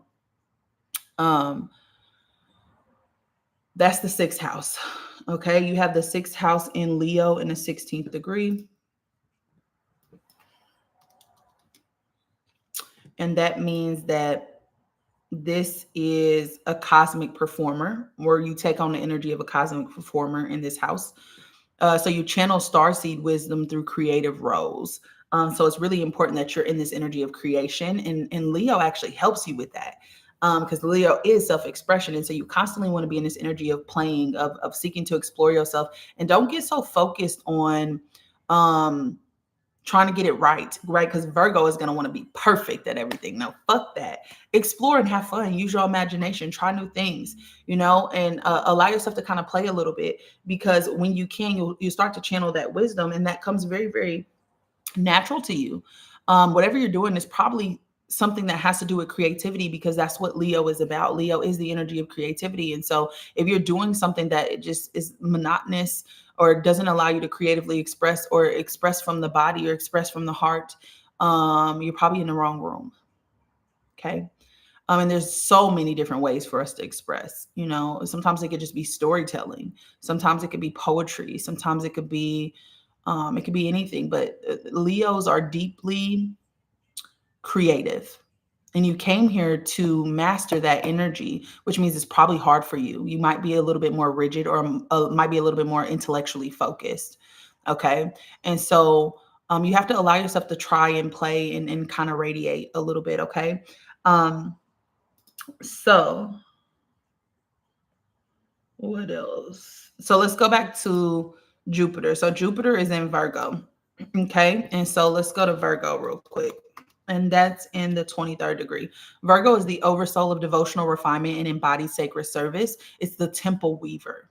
Okay. Sacred architecture, system healers, meticulous priestess, alchemist of purity. And so Virgo governs the space. Virgo governs the space where intention becomes form. Okay, Virgos are very intentional. And that's why they're constantly noticing those little fucking details, because everything they do is with intention. Okay, they move through this life very consciously. And that's also why Virgos is a sign that has the best intuition, the best discernment. Why? Because they notice everything. They literally notice everything. And they're the sign of internal communication. And so there's a great amount of intelligence within Virgo. There's a great amount of intelligence within Gemini too, because again, they're ruled by Mercury, which is supposed to be teaching us duality, right? It's equal parts masculine, equal parts feminine. Okay, it's equal parts Gemini, equal parts Virgo. Okay, and so Virgo governs the space where intention becomes form. This oversoul refines, grounds, and purifies the divine into tangible offerings of service, of healing, and of practical magic. Again, Virgos are very intuitive. Okay. The soul lesson here is to embody sacred service without self-erasure. Okay. You need to learn how to show up for other people without abandoning yourself. Okay. And so that means that you need to listen to yourself. You need to love yourself. You need to show up for yourself. And you only pour into other people because service comes from abundance. Okay. Service to other people comes from abundance. So you love yourself in so much abundance that you can pour into other people from the overflow. But the moment you're not in a state of abundance, you ain't got none. Okay. You don't got it. Okay. I often see Virgos overextending themselves for every fucking person around them. Every person around them. Okay. Even when they don't have it. Even when they don't have it, they giving. Don't do that shit. Okay. Especially since you got it in Jupiter. Honoring the path of refinement over perfection. Refinement looks like, how was my day yesterday? Was it a good day or was it a bad day? Okay, what did I like and what I didn't like? I liked these things. I didn't like these things, right? The things that I like, I take them with me today. The things that I didn't like, I choose another option. That's what refinement looks like. So even when you have an experience, there are no good and bad experiences. It's only telling you I like this or I didn't like this. If it's a negative emotion, it doesn't matter the emotion or the intensity of the emotion. You don't like that, set a boundary, move in the other direction. Right? That's what refinement is. So you have to allow yourself to make mistakes because we learn through contrast. You have to sometimes see it the wrong way before you do it the right way. Right? So honor refinement. Don't try to be perfect. Learning to discern without judgment. Right? Because I think Virgo sometimes adds their own judgments into that discernment. We see that a lot with Jada Pinkett Smith. Okay? She can't separate the two. Okay? You don't need to judge everything. You want to take more of a neutral energy. And just because it's not the way that you would do it doesn't mean it's wrong. I think everybody's operating from different levels of consciousness. It all looks like we're at the same place, but we're not. And so everybody's operating from different levels of consciousness, and you got to learn to give grace because what's true for them is true for them where they are. It's just not true for you where you are, right? And so sometimes we think because we share the same space, we're at the same place, and we're not. We are at different frequencies. Which means deeper truths, depending on what frequency you're at, right? And so using structure and detail as a form of devotion, so routines, focusing on the detail, use that to better what you're already doing, but don't use that to critique yourself, right? recognizing one's inherent worth beyond productivity, which means you don't have to give, you don't have to do anything for you to be worthy. And you have to know that, and you have to anchor into that, and you have to really, really, really, really show yourself that as well. Okay, don't only celebrate yourself when things go good. Like, celebrate yourself all the time. You know, the shadow side is perfectionism or chronic self-criticism, hyper focusing on fixing, controlling, or improving other people, not your job. Judgment as a shield from vulnerability. Burnout from overservice or not feeling enough, or disconnection from sacred play or spontaneity. Now, this energy being in Jupiter, okay, is the energy you need to get over in order for you to be able to play, because this house is the house of play. And it is in Leo, the playing energy. But Jupiter kind of throws a monkey wrench in the game, because if you're being too analytical, if you're being too up here in your mind and not in your body, not in your heart, doing things from your heart, doing things from your mind is survival. Instead of doing things from your heart, you're not going to be able to play. You're going to be too fucking serious. And nobody likes a serious guy, you know? Um, Now this is in the 23rd degree. And again, just a reminder, Virgo is the embodied devotee, devotional purification through service, pattern refinement, and sacred order. With this being in 23 degrees, refinement is an act of worship. Okay. The energy here is the temple servant. And so you need to refine. You don't need to be perfect. You need to refine. If something doesn't work out great, that's fine. Choose another option. That's it. Don't make your mind make up a story about it. Right. If your kid is knocking down all the damn cereal boxes in the store and you yell at your kid and somebody say, hey, don't do that, I'm calling CPS, and you start crying because you say in your head, this makes me a bad mom, you're doing too much. That's not even your mind. Your mind is only looping unprocessed fear. Okay. Instead, what that's telling you is the yelling made you feel shame. And therefore, the yelling is not in alignment with your soul. And so you need to choose another option. But you can't do nothing about something that had already happened. And so you got to give yourself grace and say, you know what? I was a little frustrated. Next time I'm going to try something else. Next time I'm going to put his ass in a buggy. Right. And that's it. That's as simple as it needs to be.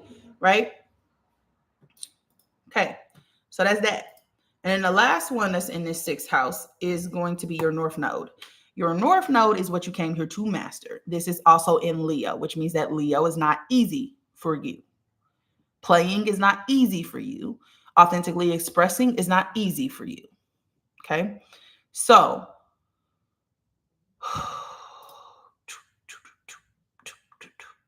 we already talked about Leo.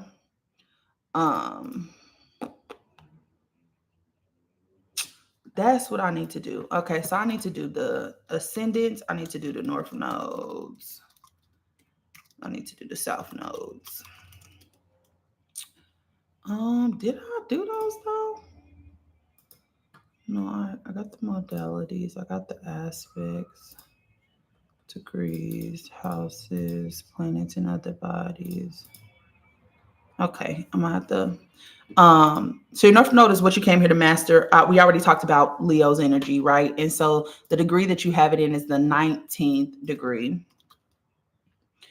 And that puts you in creative priestess energy. Okay. Offers creation as a spiritual act. Okay. So again, this is the house of embodied devotion. Okay. You are here to be a creative priestess and offer creation as a spiritual act that is really, really hard for you. Because it's something that you came here to master. And so you need to learn how to allow yourself to just explore and have fun and play and do things just for the fucking plot. Like take an art class, take a pottery class, fucking I don't know about jumping off of buildings. I don't know why that even came to my mind. I would never do that. But like do stuff that you've never done before. Dance, pole dancing. I don't fucking know. Whatever. Anything that's a creative expression, right? And just keep exploring yourself until you can figure out what works for you and you can allow yourself to be, okay, you are spontaneous. Okay. That would make sense though, because you got Sagittarius in your midheaven, which means Sagittarius energy is easy for you. So when you say you're spontaneous though, are you creating things though? Hold on.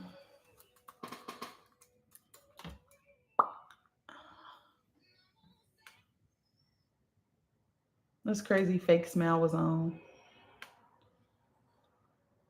Yes, all the time. Okay, good, good, good, good. Because this energy doesn't always have to be out of alignment, you know. So that's good. I love that. I love that. I love that. Um, okay. Now we got the seventh house, which is a relationship house. I'm gonna try to get as much done as I can for you, girl. Um, the seventh house is ruled by Libra. It's the mirror gate. It's the house of sacred relationship, of flame reflection, and soul agreements in this realm of we. Okay. So it's the portal of sacred union, divine reflection, and mirror flame embodiment. It's about contracts. It's about sacred union, relationships, partnerships, flame mirrors, soul contracts, project itself, sacred union. The seventh house is the realm of divine reflection, where you encounter the self through the mirror of another. Here, your soul contracts, karmic mirrors, and sacred flame partners play out, not just in romance, but in mentorship, collaboration, and projection dynamics. It holds the codes of sacred union, both internal, divine and masculine energy and balance, and external, soul mirrors, mirror flames, allies, adversities, and karmic partners. This house teaches every relationship is a mirror. Sacred union begins within, meaning you need your thoughts, emotions need to align, so that you can take appropriate action.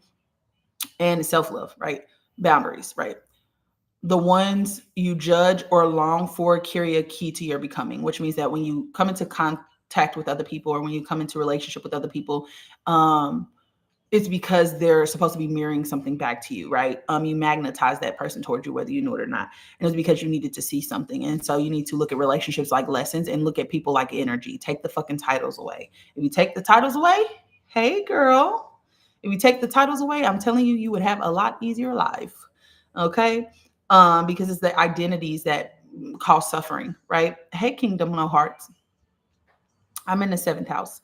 Um, the shadow loop in distortion, this house may express as losing yourself in relationships, over focusing on other people for validation, safety, and identity, attracting flame mirrors that reflect disowned wounds, mistaking karmic intensity for density, over identifying as a healer or a fixer in partnerships. Okay. The shadow here often roots from unresolved soul contracts, flame separation, wounds, or timelines where partners were used to express the oversoul's light.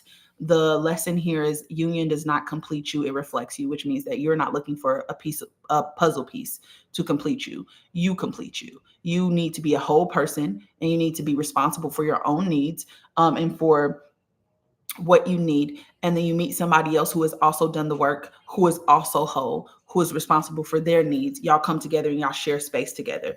But the whole dynamic of women need men to protect them and provide for them, women need men for that, right? Was only created by people who didn't want to be alone, people who struggle to belong. And we can tell that they struggle to belong because they're trying to force everybody to do it their way. They're trying to force everybody to be their friend. They're trying to win validation from us, and we ain't giving it to them, right? So people are not supposed to complete you. They're supposed to reflect you. Quicker you understand that, the better off you will be. Mirror flames come to awaken, not always to stay, meaning that people are temporary. They're not supposed to stay forever. Not all of them. Boundaries are not rejection, they are sacred clarity. You're not rejecting somebody by setting a boundary. You're not trying to hurt them. You're trying to realign with yourself. Okay. Projection reveals disowned gifts and hidden fears, meaning when people are trying to tell you who you are, that's why it's important you know who you are, because people can't come in and tell you who you are. Projection reveals disowned gifts and hidden fears, and every relationship is a doorway of deeper self-remembrance. Every single one. Okay. Now, in this house, got a lot of motherfucking energy. Where we at? What is this? There's Virgo in this house, and so we need to go over Virgo first. Virgo again is the sacred refiner. The soul lens is to perfect its tools, not for praise, but for divine service. Every act kind of becomes a prayer. We talked about Virgo energy before, okay? This is in the 23rd degree, which means that you have this in a refinement as an act of worship again. Okay. And so these two houses are kind of the same thing. Okay. Um,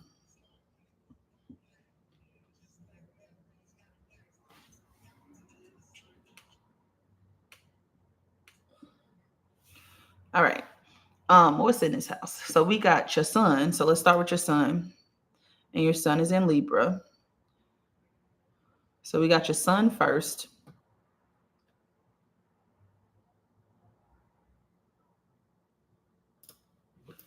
All right. So the sun is the sovereign torch of your oversoul flame. It is the light you agreed to radiate in this lifetime. It's a key to your core essence, soul vitality, and embodied mission. And it's not just your personality, it is your soul's active flame signature.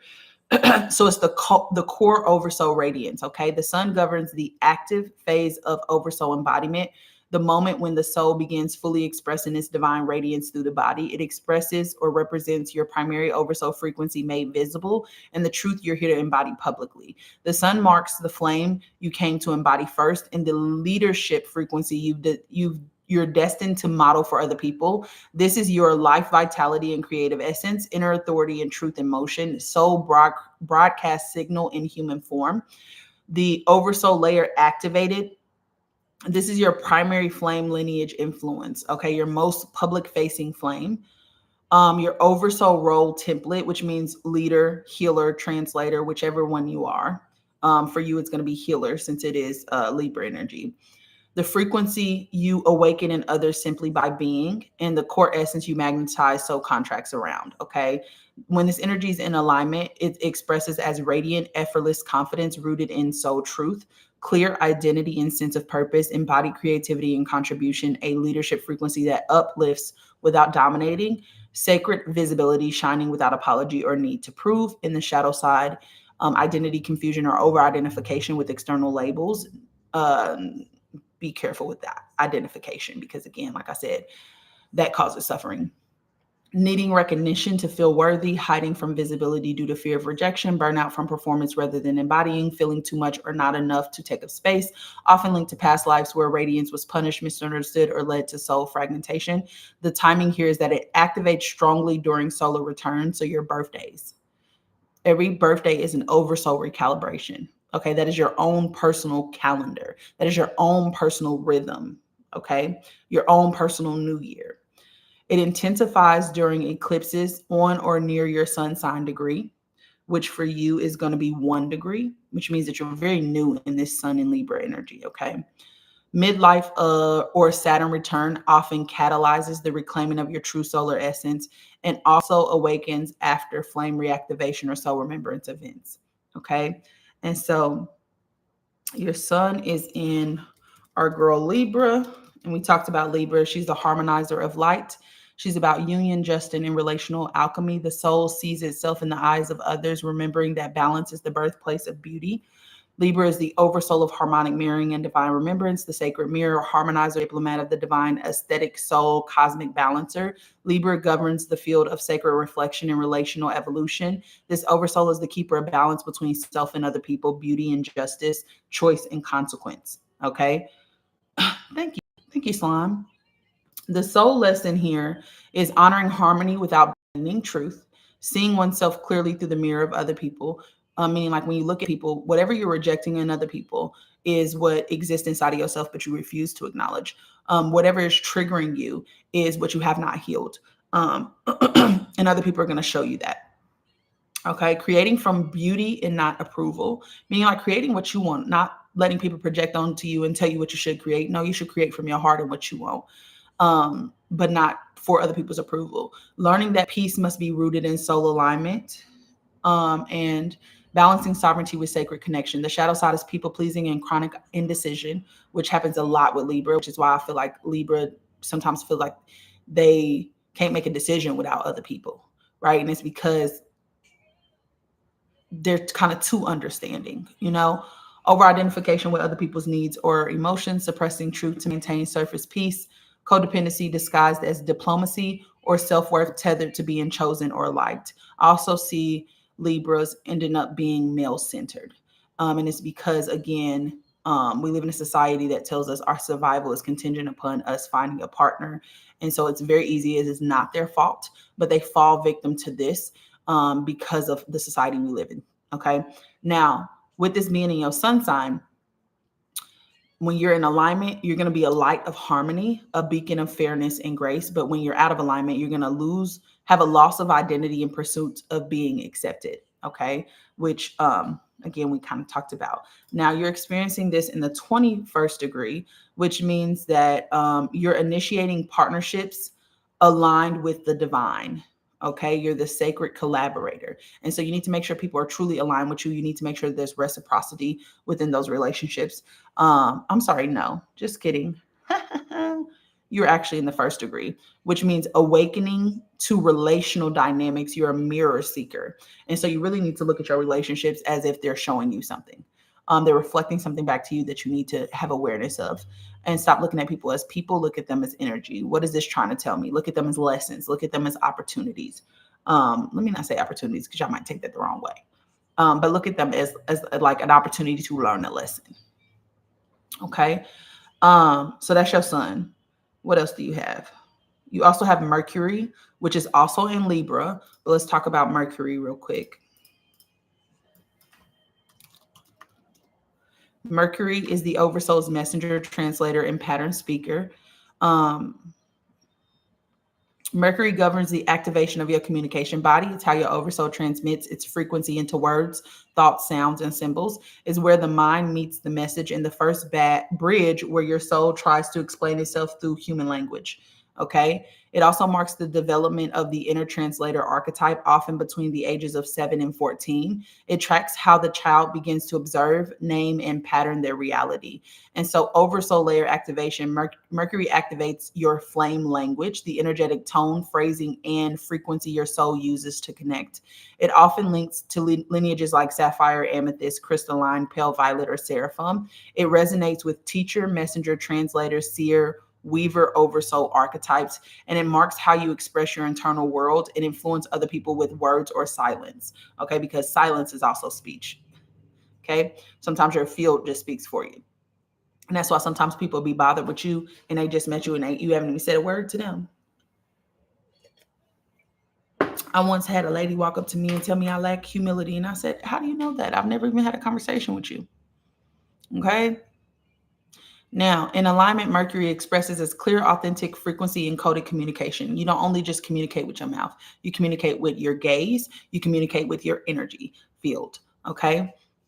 The ability to translate the abstract, unseen, or spiritual into grounded insight, sacred speech, storytelling, or soul whispering, playful mental curiosity with discernment, being a voice activator for others simply by speaking or being. But the shadow side is that it expresses overthinking, because we're talking Mercury here. Mercury be in that motherfucking head. Mercury might be too intelligent for its own good. Okay, too aware. It hyperanalyzes or perfectionism in speech. Fear of saying the wrong thing, so they might stay silent to stay safe. Using language to manipulate, defend, or mask deeper truths. This connection between what's felt and what's said, meaning like, again, you don't really believe that, but you're just repeating or amplifying other people's voices or things that you heard that felt like they resonated with you when you're still in that wounded state. Echoing other people's voice out of fear of using your own. These distortions often root from timelines where your voice was punished, silenced, or used to cause harm, creating vows or blocks around expression. The timing theme around this is this Mercury energy is strongly active between 7 and 14 as your cognition and expressive self matures. It's highlighted during Mercury returns every 6 to 7 years, supercharged during Mercury retrogrades, which we have one on the 9th until the 29th. That is why I have not been able to get shit done. Okay. Especially if your natal Mercury is in retrograde, which you are lucky yours is not.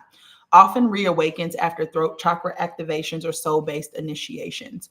Now, Mercury for you, again, is in Libra. We just talked about Libra, but it is in the 21st degree. Okay.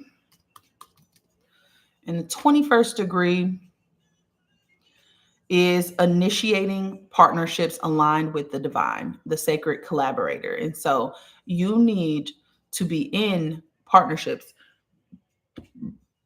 with people who, one, allow you to express freely, and also people who are aligned with what you need, because the divine is just your oversoul. Okay.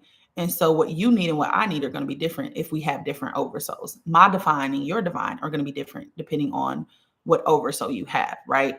And so you want to make sure that these partnerships are actually aligned with you. Okay. Um, because that's where true collaboration. Libra is an air sign, yeah. Um, so yeah. And so that energy is Mercury. Okay. What else is in here? Then we have Saturn, big Mama Saturn. Okay. She is also in Libra. So we don't need to go over Libra again, but we will go over Saturn because Saturn don't play. Um, Saturn is the threshold keeper. Okay. Saturn is the soul architect, the vow enforcer, the karmic gatekeeper, and the initiator of your deepest flame commitments. Okay. Meaning, like, before you came here, you said that you wasn't going to do X, Y, and Z. But if you got a mama and a daddy that's telling you got to show up this way and you got to show up that way and da da da, most of the time you're going to do that up until that Saturn return hits. About 29 and a half for me. It hit a little bit earlier because I feel energy too easy. Okay. So it hit me about 27. All right. This is when Saturn makes you stand on business.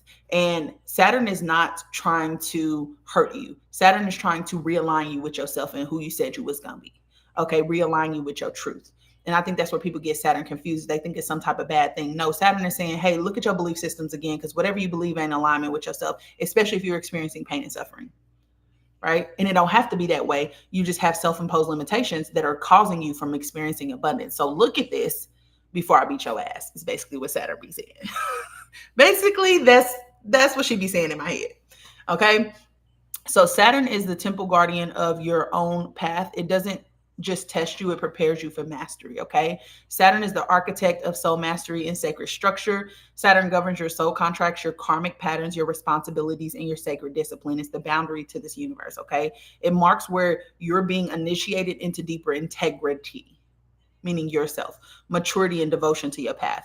And your embodiment timeline, Saturn awakens between the age of 28 and 30 through the Saturn return, a period where your oversoul rewrites or reinforces the vows you carry across lifetimes. And what Saturn is going to ask you is, what will you build in alignment with your soul? Right? Because that's why in your Saturn return, you start to lose friends, right? Because they were never actually aligned with you. You might lose your job, right? Because it was never actually aligned with you. Or you might start to feel like your job is making you miserable because it was never aligned with you, right? What structures are worthy of your flame so that you're not just burning your energy out, okay? Oversoul layer is activated here is that it activates your temple flame and your karmic blueprint, often tied to lineages such as obsidian, ruby, black flame, diamond, and Sarai. The black flame lineages and obsidian lineages are coming back to the top right now because Earth is ready, okay?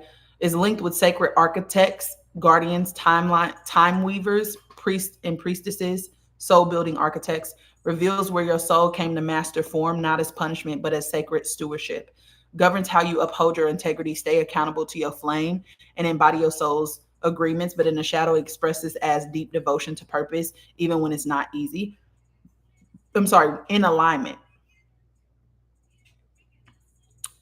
Deep devotion to purpose, even when it's not easy, honoring your energy, your time, and commitments with sacred responsibility, creating structure, temple systems, offerings, relationships that align with your oversoul, patience, presence, and soul authority, becoming a vessel for divine order. So Saturn is aligned, in alignment builds cathedrals of truth from the inside out. But on the shadow side, you might feel trapped by obligation or pressure, over responsibility or martyrdom. I see this a lot in Capricorns. Okay, Capricorn is the internal side of Saturn, where Aquarius is the external side, or pushing energy out, whereas Capricorn is bringing it back in. Resistance to structure, fearing restriction, self-judgment, fear of failure, inner criticism rooted in ancestral duty, delayed embodiment for avoiding accountability or fearing one's power. One thing about it, an Aquarius and a Capricorn that are unhealed avoid accountability at all cost. They're going to act, Aquariuses at least act like they're going to be accountable, but then they say everything after that, like, I get what you're saying, but to be unaccountable. Okay. They know what accountability is because they're intelligent. However, it's very hard for them to actually be accountable. Okay. These often stem from lifetimes of vow entrapment, temple collapse, or karmic burdens where soul authority was suppressed or distorted. Most powerful during your Saturn return, which is 28 to 30, and the second return, 58 to 60, which is what we call the midlife crisis. Activating through karmic lessons, long term commitments, and spiritual initiations aligned with soul maturity, often catalyzed through loss, rebuilding, or a call to real structure. Govern spiritual leadership that comes from experience, not just inspiration. And so with Saturn, Saturn is in Libra, but it's at the 0 degree.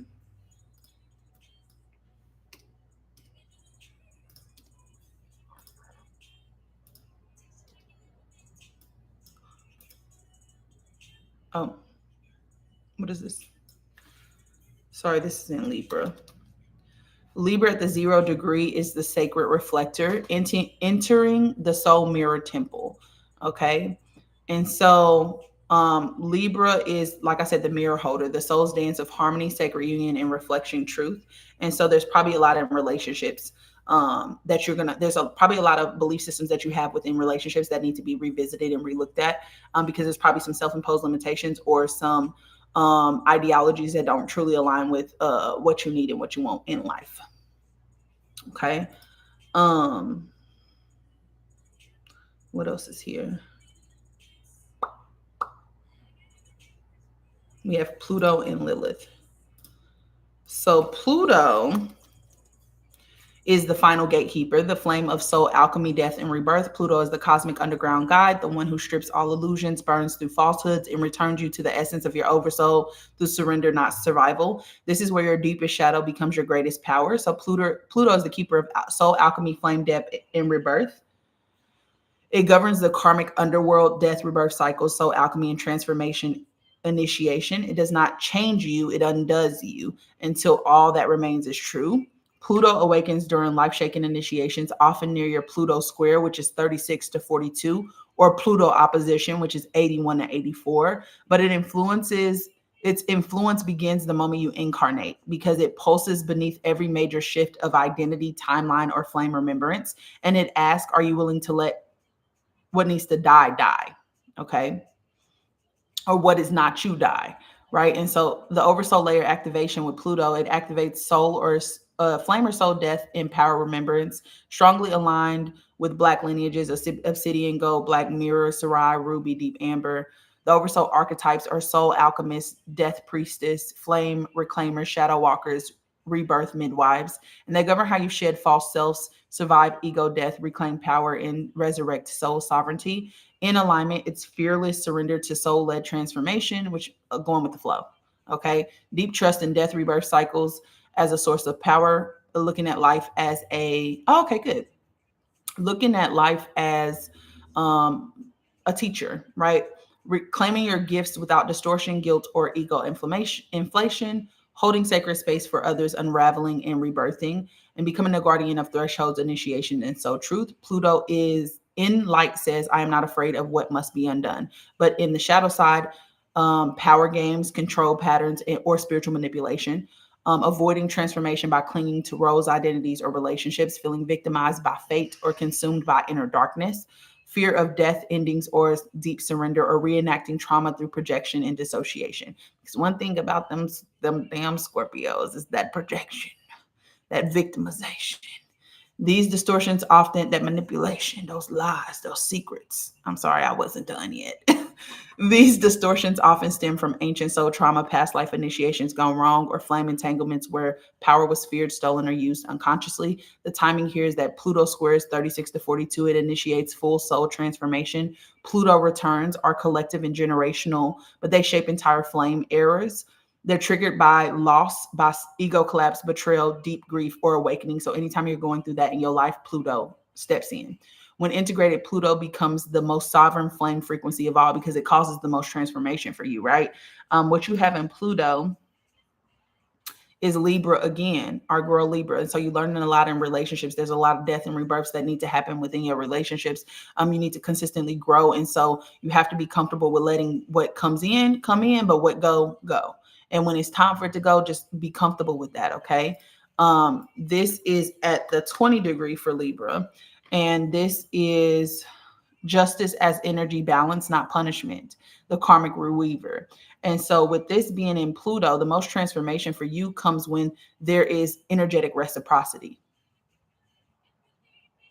So, you need energetic reciprocity in every single relationship. And energetic reciprocity is, reciprocity is giving and receiving. Okay. So, figure out how much you want to dedicate to your community and what you want to return. Um, Learn that it's okay to say no. Learn that receiving comes from stillness, and so by anchoring yourself into stillness is really going to help. Learn that self love is so important within Libra energy, because if Libra does not have self love, Libra is going to consistently abandon itself to be in relationships with other people. Okay, and so Libra is going to be very indecisive as well. Libra is going to depend on other people to make its own decisions. Okay. And so it's really important that you learn how to know who you are. Because if you know who you are, we won't even have none of these problems. Okay. Um, so that's Pluto. And then we have Lilith, our girl Lilith. I actually don't know if I be okay, so we got Lilith. Now, Lilith is the flame of sovereign truth, untamed voice, and exiled transcendence. She is the one who walked away from systems, roles, or distortions that denied her flame.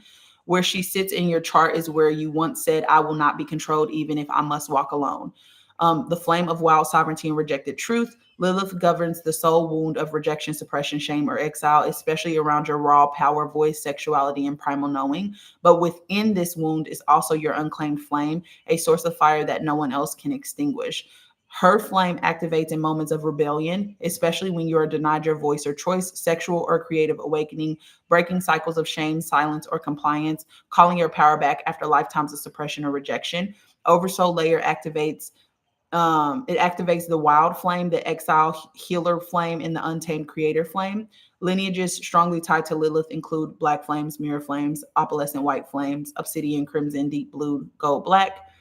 The archetypes are the wild feminine or divine rebel, truth keeper, flame breaker, shadow midwife, voice liberator. Tied to oversoul contracts of speaking the unspeakable, embodying the forbidden or restoring exiled truths. In alignment, she's radical embodiment of truth, pleasure, and sovereignty, and truth does not always have to be nice.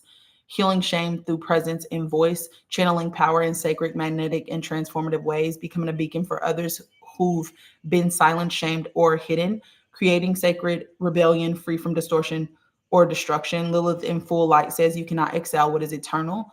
But in the shadow side, rebellion that harms instead of heals, emotional volatility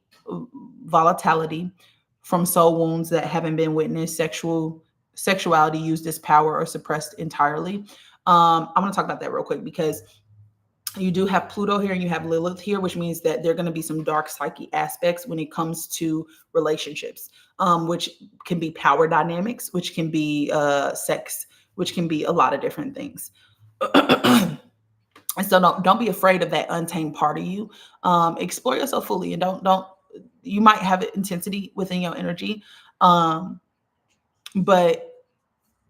don't be so hard on yourself when it comes to relationships, because there's a lot that you learn in this life when it comes to relationships. Okay, everything I'm talking about is what causes delays. So if you suppress your sexuality, because sometimes it can feel intense with this Lilith energy the way that it is, it can cause issues as well. Okay, sabotaging connection due to fear or rejection of control, shame based overcompensation, or self abandonment. This is often rooted in past lives of being shamed, punished, or cast out for speaking, leading, or existing in feminine power, particularly with distorted patriarchal, religious, or hierarchical systems. So this activates during sexual awakening, creative breakthroughs, visibility wounds, or reclamation initiations.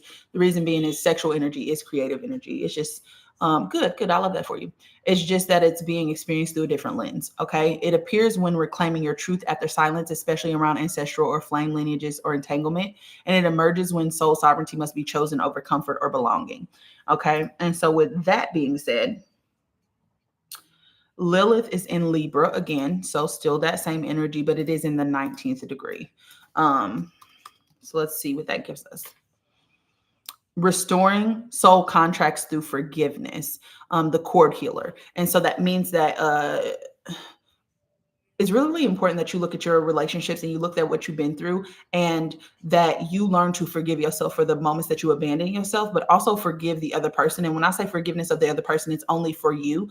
That letter can very much so look like, first of all, fuck you, but thank you for giving me the lesson that I needed to learn. I learned that I needed to have better boundaries here. I need to love myself more. I need to whatever.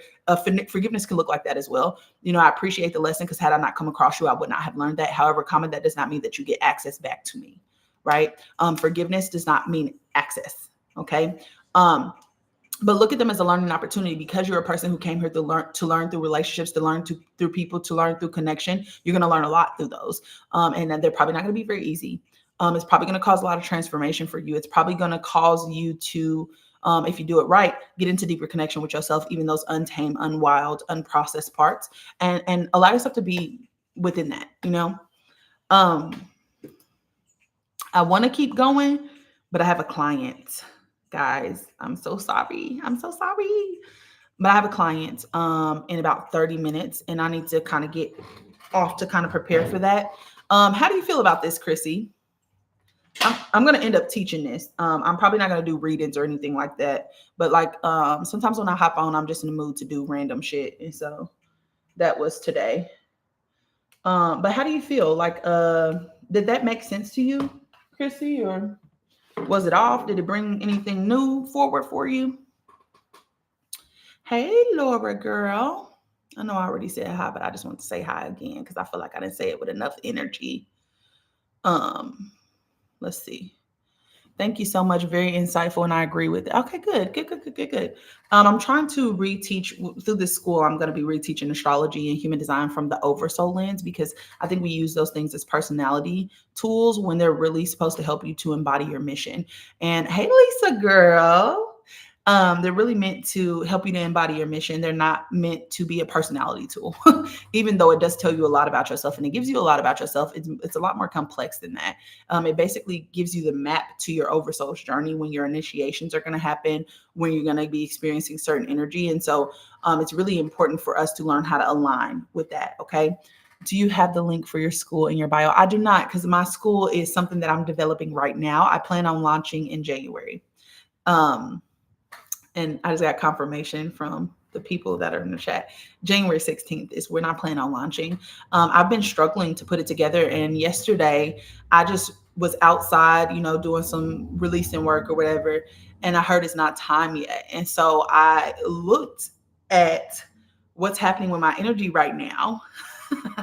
And it turns out that because Mercury retrograde is literally this week, that I'm not supposed to be in this place where I'm thinking clearly, because I'm in this place of restructuring how I teach, how I communicate, and how I do things. And that's kind of the thing that I'm running into as I'm creating this, is because I am in a different place now. I do think that, the way that I teach, I want it to be more aligned with me instead of teaching in such a religious way, meaning like kind of how they teach us in school. Like I want this to be more interactive, more fun, more me. I have so many practices for us to look at. I have like, even like if you want the scientific side of it, because I'm more of like a logical, analytical type of girl. And so I have like science experiments that prove what I'm saying, or like show us what I'm saying and stuff like that. And so I want it to be fun and interactive. And so right now I'm in this process of rediscovering how I communicate, and how I want to articulate what it is that I need to articulate, so that I'm not trying to prove or convince or anything like that, because I don't want it to be that type of dynamic. I want it to be a dynamic where we collaborate, where we come together, where it's a living, breathing spiral, where we continue to add on to it as we continue to learn and grow together. And I was kind of getting too caught up in my head in the perfectionistic side of things, which I need to let that shit go, because it was fucking up my vibe, right? And so yesterday, going through that and like looking at my chart, because that's what I did yesterday. And that's why I said, let's go through somebody's chart. Because yesterday I looked through my chart and I was just like, what's going on right now? Because there's no way that I feel like I'm running through fucking mud right now. Like, what's going on? And so I looked and everything is conflicting with me right now, because I'm reinventing the way I communicate so that I can deliver this to y'all better. And so I'm not going to be any good to you guys until after November 29th. And so what I'm doing right now is just setting the foundation, because I've already written most of it. I just have to communicate it. And I'm struggling with the logical order of that because I feel all over the place. And so it just needs to be, I don't want to rush this. I want it to be well developed. I want it to feel good for me. And I don't want to, I don't know, I want to rush through this like I rush through everything. I don't want to rush through this. And so the earliest I could do is December 16th, but or 15th, 16th around December, but that's only aligned with me doing like a sneak preview. And so what I was thinking is I can do like a soft launch around December, but we'll see when we get there. But the main launch is going to be January though, and I'm really excited about that because I shared a piece that I was working on one of these lives a couple weeks ago. But every time that I'm working on this, I am astonished by um what I have to share. And I get so excited. And it's like I want to hop on here and just be like, y'all, let me tell you what I just, but I can't do that because I want it to make sense and I want to make sure that it's logically organized and all the things like that. And I want it to be a situation where I'm reteaching what we should have been taught in school. And so it's a lot of different moving pieces. I don't think we look at science in the way that we're supposed to look at science. Like chemistry is like charges and polarities of energy. Whereas biology is like how energy moves through the body. Physics and quantum physics are how consciousness moves, and so there's a lot of studies and stuff. The work has already been done on like the scientific level. It's just that they're not explaining it to us properly. They're not giving us the TT that we need in order for us to fully understand. And so I am going to give us the T. Hi, Sapphire. Nice to meet you. I too love the mix of science and spirituality. Me too. I'm actually reading this book called The Science of Magic by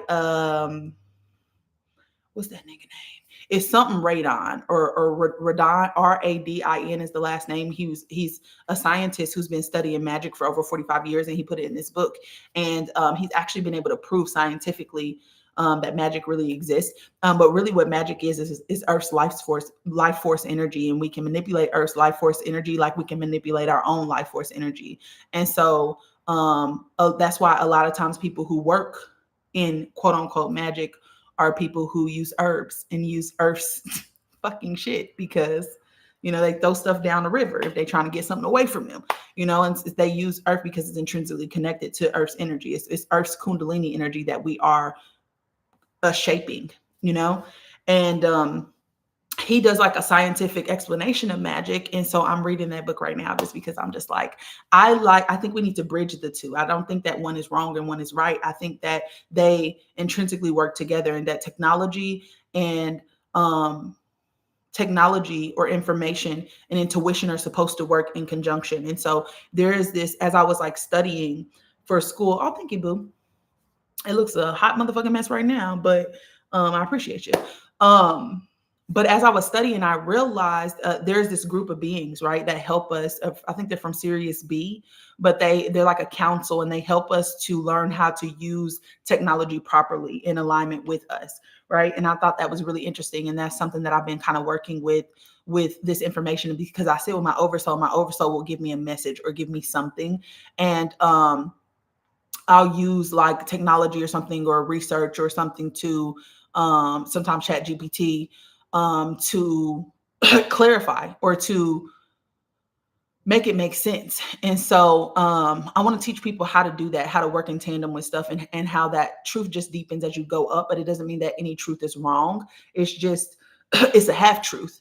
And as you continue to go up, it just deepens, and the truth is that we don't really know anything. Even science is wrong because science is trying to get us to prove spirituality in a tangible, logical way, which is why it shifts and it changes because it's not really a solidified mark. It's constantly moving.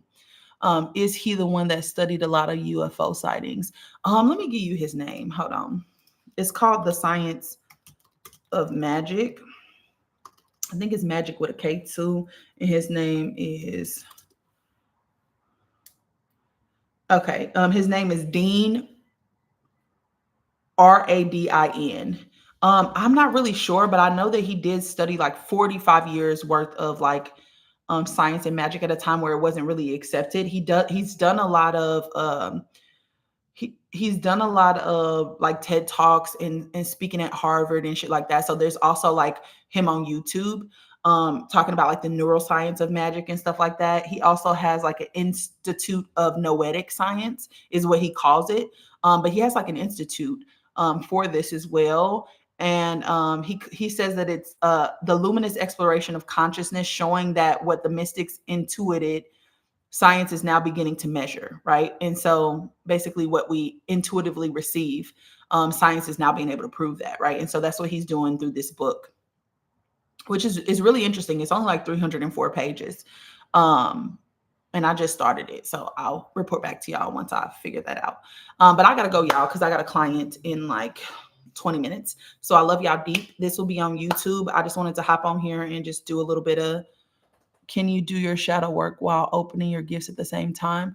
I wouldn't recommend it, because if you're doing shadow work, you're probably not in a place where you need to be activating your gifts, because it exposes you to attachment or internal attachment or external attachment, astral parasites, all of those things, because there's something that those things can attach to. And what I mean by that is, there are openings in our field when we have trauma, because when we experience trauma, there's an astral tear, and that astral tear kind of acts like a portal, because our field, when it's healthy, it protects us from anything. Nothing can really stick. It's like oil on glass or some shit. But when we experience trauma, there's an astral tear, which means that things can hook into our field, and what they do is project thoughts into our mind, because they're sentient beings. And then there's also like just like a mind without a body. It's just like a mindless energy that's looping from collective fear or whatever the fuck. But it loops into your field. And what's happening when you're tapping into your gifts is you're tapping into that subtle field where all those energies exist.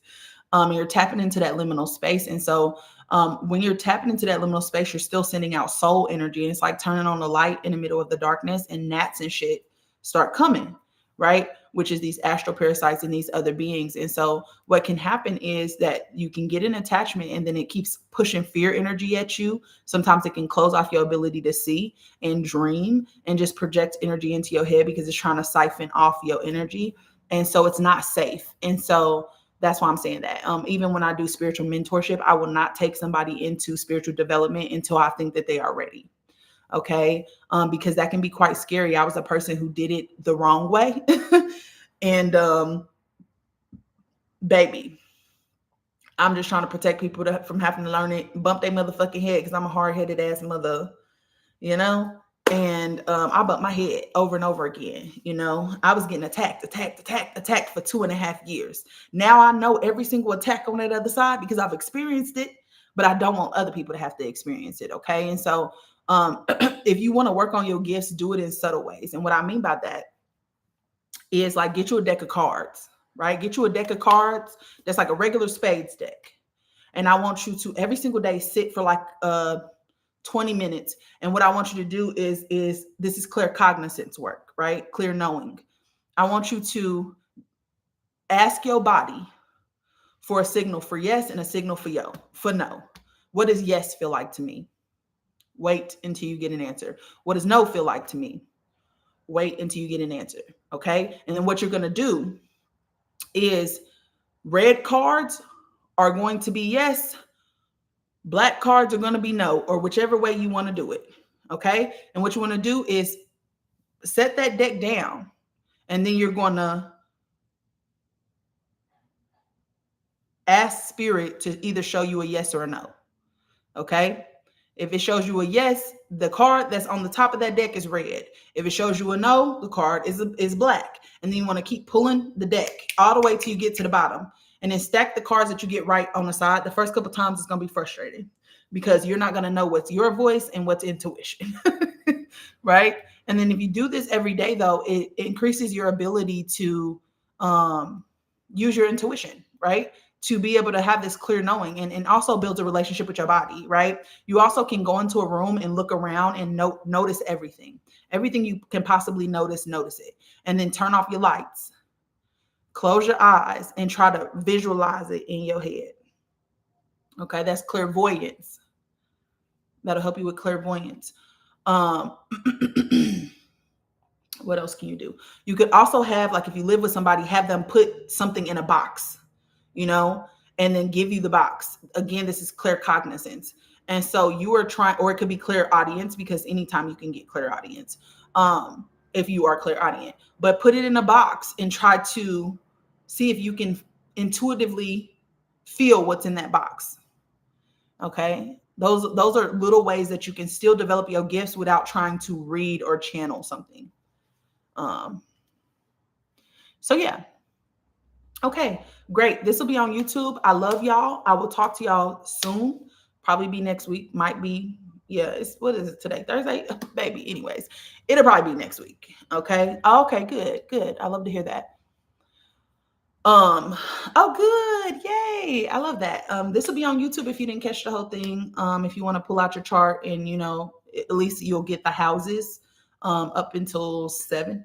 Um, but Chrissy, thank you for allowing me to read you on here, my love. I feel like that's very vulnerable, very personal. Everybody in your business. I'm sorry about that, girl, but I am happy to help as well. And I love y'all deep. I will talk to y'all soon. Okay. Have a great weekend.